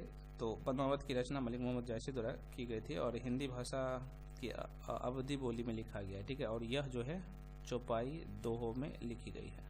अगला क्वेश्चन है, करे किसके शासनकाल में मुगल चित्रकला अपने चरमोत्कर्ष पे था। मुगल चित्रकला, तो जो कि यहाँ पे ये तो सबको पता होता है, ये आप सब कर दीजिएगा। यहाँ पे डाउट पता है किसके रहता है, जहांगीर और शाहजहां, ये दोनों में लोग गलती करते हैं, तो जहांगीर हो जाएगा, B is the right answer. देखो भाई, मुगल चित्रकला की नींव हुमायूं ने रखा था, हुमायूं के शासनकाल में ही पड़ गया था, लेकिन ये जो सबसे ज़्यादा जो विकास होता है, सबसे ज़्यादा चरमोत्कर्ष पे होता है, ये जहांगीर के शासनकाल में पहुंच गया था। और मुगल बादशाह जहांगीर चित्रकला का ये पारखी था, ध्यान रखिएगा। अगला क्वेश्चन है, सिरसा की जो है भू लगान व्यवस्था की निम्नलिखित में से किसने तुलना, अच्छा किससे तुलना की जा सकती है, किससे तुलना की जा सकती है ना, जैसे अस्थाई बंदोबस्त है, महलवारी व्यवस्था है, रैयतवारी व्यवस्था है। हालांकि आधुनिक भारत में आप पढ़ते हैं, तो बता देता हूँ, ये रैयतवारी व्यवस्था था ना, उससे की जाती है ना। तो थ्योरी वाला क्लास में मैं मॉडर्न हिस्ट्री में पढ़ाया हूँ इसके बारे में। देखो, सिरसा ने भूमि की माप का जो है प्रकार लगान को जो है निश्चित किया, तथा लगान सीधे कृषकों के साथ निश्चित किया जाता था, और इसलिए इस व्यवस्था को रैयतवारी व्यवस्था से मतलब एक समान दोनों को मानते हैं, उस पर आधारित था। फतेहपुर सिकरी स्थित प्रसिद्ध बुलंद दरवाजा जामा मस्जिद होना चाहिए, जामी लिखा हुआ है, कोई बात नहीं। तो कह रहा है कि जामी मस्जिद का कौन सा प्रवेश द्वार है ना, ये पूछ रहा है 4 का, तो सी हो जाएगा दक्षिणी। ये थोड़ा सा देख लेते हैं भाई। कह रहा है कि अकबर ने गुजरात के विजय की स्मृति में जो है यहाँ पे जामा होना चाहिए, जामा आप सही कर लेना, यहाँ पे ये जामी नहीं होगा, जामा होगा, ठीक है। जामा मस्जिद के दक्षिण द्वार पर जो है 134 फीट की ऊंचा एक बुलंद दरवाजा बनाया गया, इसमें लाल बलुआ पत्थर से उसे बनाया गया था, ठीक है। और यह ईरानी अर्ध गुंबदीय शैली में बना है, और बुलंद दरवाजा की जो है दक्षिण दिशा अकबर के दक्षिण विजय और गुजरात विजय के प्रतीक माना जाता है, और इसके निर्माण में जो है लाल बलुआ पत्थर का भी प्रयोग किया गया था। अगला क्वेश्चन है भाई, कह रहा है कि भारत के किस नगर को जो है मध्यकाल में शिवराज ए मशरिक जिसे कह सकते हैं पूरब का सिराज कहा जाता है। तो नाम से ही पता चल रहा होगा आपको, अभी जौनपुर का नाम आपने जरूर सुना होगा, डी हो जाएगा 5 का। देखिए, अगर मैं बात करूँ तो पूर्व के जो सिराज के नाम से प्रसिद्ध शहर जौनपुर की स्थापना फिरोज शाह तुगलक ने की। फिरोज शाह तुगलक ने अपने भाई जोना खां जैसे मोहम्मद बिन तुगलक की याद, अपने भाई जोना खां की याद में किया था मोहम्मद बिन तुगलक, और यह उत्तर प्रदेश के राज्य में स्थित है, थोड़ा सा ध्यान रखिएगा। मुगल प्रशासन में जो है मुहतसिब था, मुगल प्रशासन में मुहतसिब क्या था, ये पूछ रहा है। इस तरह का क्वेश्चन आता है एग्जाम में, ध्यान रखिएगा। तो आंसर क्या होगा, लोक आचरण अधिकारी था, लोक आचरण।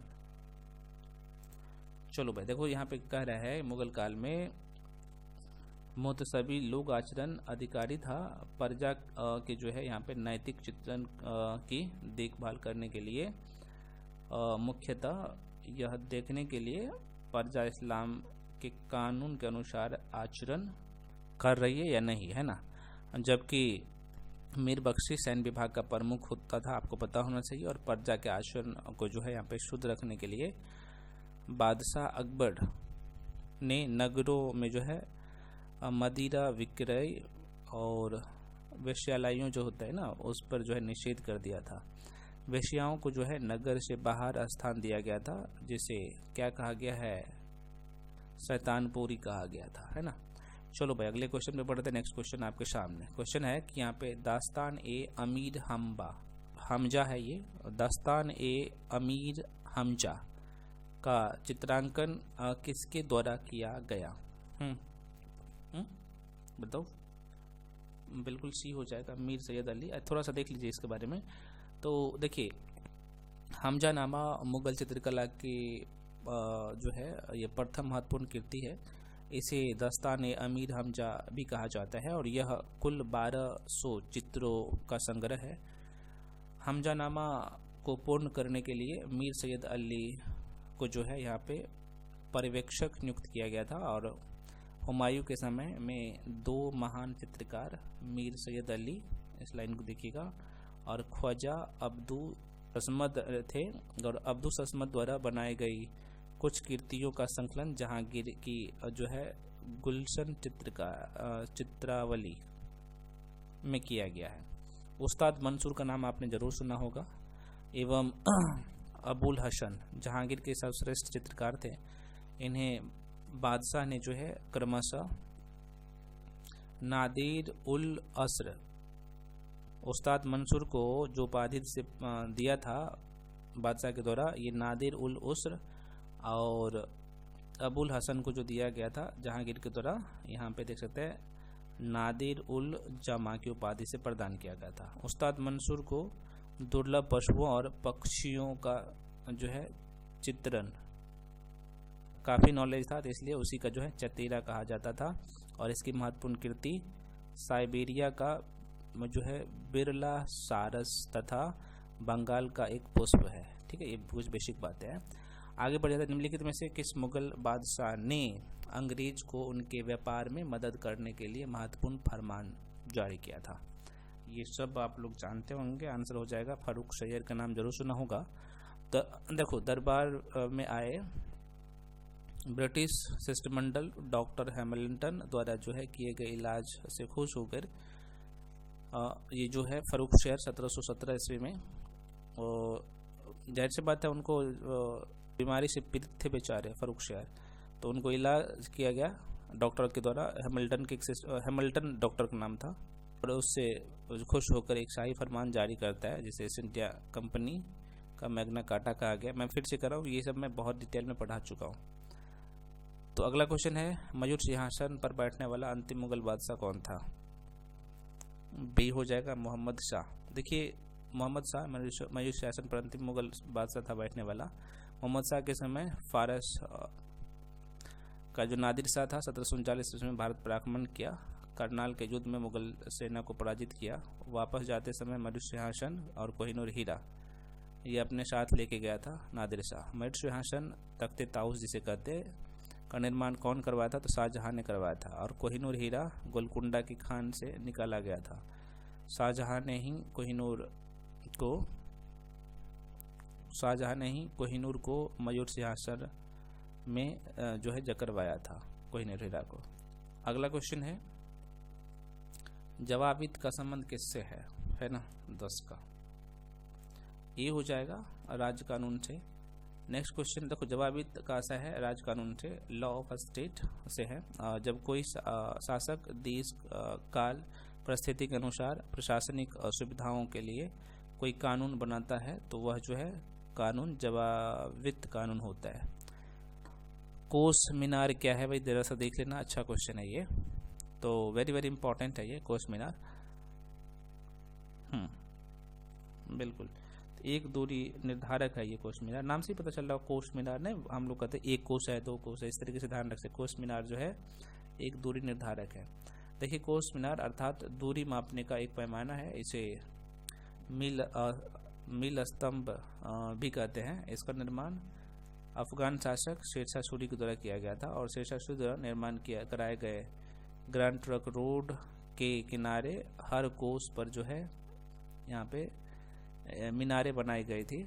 और दिल्ली अम्बाला राजमार्ग पर जो है आज भी ये देखने को आपको मिल सकता है ना।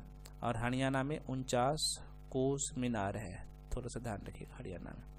अगला है चैप्टर हम लोग का मराठा और संघ, लास्ट चैप्टर है, हम लोग लास्ट प्रो पे आ गए। देखो शिवाजी का पिता का नाम क्या था ये पूछ रहा है भाई, ठीक है।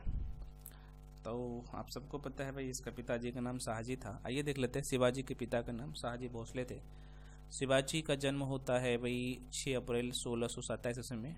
और देखो कई जगह आपको 9 फरवरी 1630 ईस्वी में भी दिया जाता है, जो कि यहाँ पे शिवनेरी के दुर्ग में हुआ था ऐसा कहा जाता है। तो एनसीईआरटी वहाँ पे दोनों मतभेद है, तो खाली बीपीएससी जो यहाँ पे मानते हैं ना ये वाला, तो ध्यान रखिएगा। इनकी माता का नाम जो है जीजाबाई भोसले थे।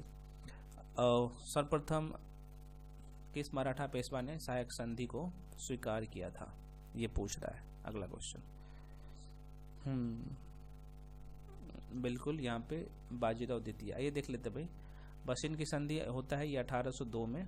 बाजीराव द्वितीय वह अंग्रेज के मध्य हुई थी, और इसी संधि में पेशवा बाजीराव द्वितीय ने अंग्रेजी संरक्षक तथा पूना में सहायक सेना रखना स्वीकार किया था। सतनामी पंथ जो है, अच्छा क्वेश्चन है ये, कि स्थापना किस वर्ष हुई थी सत्यनामी पंथ की? बिल्कुल ये होता है 1657 ईस्वी में। आइए देख लेते हैं इसके बारे में थोड़ा सा। सतनामी पंथ की स्थापना वीरभान नामक एक संत जो है नारनौल में कब, तो 1657 ईस्वी में किया था। सतनामी अधिकतर किसान, दस्तकार और नीची जाति के लोग थे।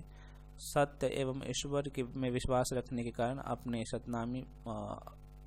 आप को सतनामी पुकारते थे, आपको पता होना चाहिए। और सतनामियों को एकेश्वरवादी संप्रदाय कहा जाता है, और इनके धार्मिक ग्रंथ को पोथी कहा जाता था। सतनामी की मैं बात करूँ तो अपने पूरे शरीर के बालों को मूरकर रखते थे, मूरकर, और इसी कारण इन्हें मूरिया भी कहा जाता है। शिवाजी का पिता का क्या नाम था ये पूछ रहा है ना।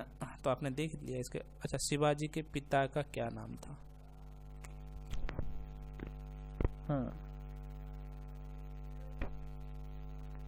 तो शाहजी अभी आपने देखा था ना भाई। शिवाजी का जन्म जो है ये 20 अप्रैल 1627 में महाराष्ट्र के शिवनेरी किले में हुआ था। और इसके पिता का नाम शाहजी भोसले, माता का नाम जीजाबाई, और शिवाजी के की राजधानी रायगढ़। 1665 में पुरंदर की संधि में शिवाजी और राजा जयसिंह के मध्य हुआ था। शिवाजी का राज्याभिषेक रामगढ़ के किले में हुआ था, ठीक है। और चौथ व सूर्यदेशमुखी बहुत इंपॉर्टेंट है यहाँ पे। चौथ और सूर्यदेशमुखी मराठा साम्राज्य का प्रमुख टैक्स था, कर था। चौथ जो है गैर मराठों के क्षेत्र में, चौथ ध्यान रखिएगा, गैर मराठा क्षेत्र से, चौथ गैर मराठा क्षेत्रों से मराठा आक्रमण से बचने के बदले वसूल करता था, ये धारा से ध्यान रखिएगा। शिवाजी की राजधानी कहाँ पे, तो अभी आपने देखा रायगढ़। निम्नलिखित में से किस शासक के अंतर्गत जो है यहाँ पे देख सकते हैं 8 मंत्रियों का एक यहाँ पे क्या था भाई, अष्टप्रधान थे। 69 में भी ये क्वेश्चन पूछा गया और कई बार ये क्वेश्चन पूछा जाता है। तो आप सबको पता है आंसर हो जाएगा सी, शिवाजी के अष्टप्रधान थे। देखो मराठा शासक छत्रपति शिवाजी महाराज के सलाहकार परिषद में जो है अष्टप्रधान, उसके परिषद को अष्टप्रधान कहा जाता है। इनकी भूमिका मात्र सलाहकार की होती थी। छत्रपति इन मंत्रियों को या फिर मंत्रियों की सलाह मानने के लिए बाध्य नहीं था। अष्टप्रधान का जो मंत्री था ना भाई, उसकी सलाह मानने के लिए बाध्य नहीं था, थोड़ा सा ध्यान रखिएगा। इनमें पेशवा, अमात्य, वाक्यान्वीस जिसे मंत्री कहते हैं, सुमंत यहाँ पे थे। उसके बाद सुरुनवीस था, सरे नौवत था, पंडित राव और न्यायाधीश पद भी शामिल थे। शिवाजी ने ही औरंगजेब से संघर्ष करके 1774 में मराठा साम्राज्य की जो है यहाँ पे नींव रखी थी। आगे बढ़ते अगले क्वेश्चन पे। शिवाजी के शासन तंत्र में जो है विदेशी मंत्री डाइस के नाम से जाना जाता था। बहुत अच्छा क्वेश्चन है। तो भाई इसका नाम था सुमंत, है ना। चलो आगे बढ़ते हैं भाई, सुमंत के बारे में थोड़ा सा देख लीजिए, अच्छा रहेगा। शिवाजी के प्रशासन में अष्टप्रधान नामक मंत्रियों की व्यवस्था थी, अभी आपने देखा, जिसका कार्य राजा को परामर्श देना था। प्रत्येक मंत्री राजा के प्रति उत्तरदायी था तथा उनके सचिव के रूप में कार्य करता था। अष्टप्रधान का विवरण की बात कर ले तो पेशवा जो था वो राजा का जो है प्रधानमंत्री हुआ करता था। आमात्य जो है वित्त या राजस्व व्यवस्था को देखता था। अगर मैं बात कर लो वाक्यान्वेष अथवा मंत्री कह सकते हैं तो यह गृह मंत्री हुआ करता था, है ना। और सचिव की बात कर लो तो यह जो है राजकीय पत्र व्यवहार का कार्य को देखता था। दवीर या सुमंत की बात करते विदेश मंत्री हुआ करता था। सेनापति अथवा सर-ए-नौबत की बात करें तो सेना भर्ती संगठन और ये सब का काम वो करता था। पंडित राव की मैं बात कर लो तो यह जो है मुख्य विद्वानों और धार्मिक कार्यों के लिए दिए जाने वाले अनुदान का दायित्व वो रखता था। और न्यायाधीश की बात करें तो ये न्याय कार्य से संबंधित था और राजा के बाद। आगे बढ़ देख लेते हैं, अगला है ये समर्थ रामदास किसके गुरु थे? अच्छा क्वेश्चन है भाई, बिल्कुल ये शिवाजी के गुरु थे। देखिए समर्थ गुरु रामदास महाराष्ट्र के प्रसिद्ध संत थे और ये जो है छत्रपति शिवाजी के गुरु थे। स्वामी रामदास के बचपन का नाम नारायण जो है सूर्यजी पंत था। कहते हैं कि उन्हें कम उम्र में ही भगवान राम के दर्शन हो गए थे, जिसके कारण जो है इन्होंने अपना नाम रामदास रख लिया था। इन्होंने दासबोध नामक ग्रंथ की रचना मराठी भाषा में किया था। अगला क्वेश्चन है, महाराष्ट्र में वतनदार किस वर्ग को कहा जाता था? वतनदार महाराष्ट्र में बिल्कुल यह जो है सामंत वर्ग को। देखिए यहाँ पे साफ साफ लिखा हुआ है सामंत, वतनदार सामंत होते थे। मराठा शासन काल में इनका मुख्य कार्य जो है टैक्स वसूलने का था, कर वसूलने का काम था इसका, और इनका पद वंशानुगत होता था। नेक्स्ट क्वेश्चन है, लास्ट क्वेश्चन है और कंप्लीट हो जाएगा हम लोग का मध्यकालीन भारत का इतिहास। तो कह रहा है कि सरंजामी प्रथा किससे संबंधित है, ये पूछ रहा है आपसे। तो ये हो जाएगा मराठा भू राजस्व की प्रथा है। देखिए थोड़ा सा मैं आपको यहाँ पे मेंशन कर दिया हूँ आप लोगों के लिए। तो सरंजामी व्यवस्था मराठा भू राजस्व प्रथा से संबंधित है। मराठा वतनदारों मतलब कि जमींदारों को और जो है सरंजामी भूमि उनके निर्वहन के लिए प्रदान की जाती थी। सरंजाम मूल रूप से सिविल और सैन्य सेवा के लिए भूमि अनुदान का ही नाम था। इस लाइन को थोड़ा सा ध्यान रखिएगा। परंतु पेशवाओं के समय यह प्रणाली वंशानुगत रूप ले लिया था। ठीक है, तो फ्रेंड्स हम लोग का जो है मैं आपको प्राचीन भारत कंप्लीट करवा दिया, ठीक है, मध्यकालीन कंप्लीट करवा दिया। अब आधुनिक भारत का वीडियो आज से ही मिलना शुरू हो जाएगा। बायोलॉजी जो चल रहा था तो वो भी कंप्लीट हो जाएगा। बिहार स्पेशल में करवा रहा था करंट अफेयर्स, वो कंटिन्यूसली चलेगा। और बिहार स्पेशल का जो है स्टैटिक वाला सेक्शन भी होगा, जिसमें बिहार का ज्योग्राफी, हिस्ट्री, अलग अलग जो सेक्शन है वो कंप्लीट होगा। धीरे धीरे सब कंप्लीट हो जाएगा। तो आप लोग मल्टीपल टाइम वीडियो को देखिए और उसके बाद आप पीडीएफ से रिवीजन करिए। क्योंकि वीडियो एक बार देख लेंगे तो वहाँ पे मैं मेंशन कर दूँ कौन कौन से पॉइंट आपको याद रखने हैं, माइंड में रखना है। और ध्यान रहे थ्योरी क्लास को रिवीजन करिए, ये जरूरी होता है। तो ये जो मैं आपको करवा रहा हूँ तो आपको आइडिया लगेगा कि देखो भाई जितना थ्योरी पढ़ा हूँ वहीं से क्वेश्चन आया और आगे भी वहीं से आएगा। जितना आपका कट ऑफ जाएगा उससे 10-15 नंबर एज रहेगा। तो ये काम करिए। मिलते हैं अगले वीडियो में, तब तक के लिए जय हिंद।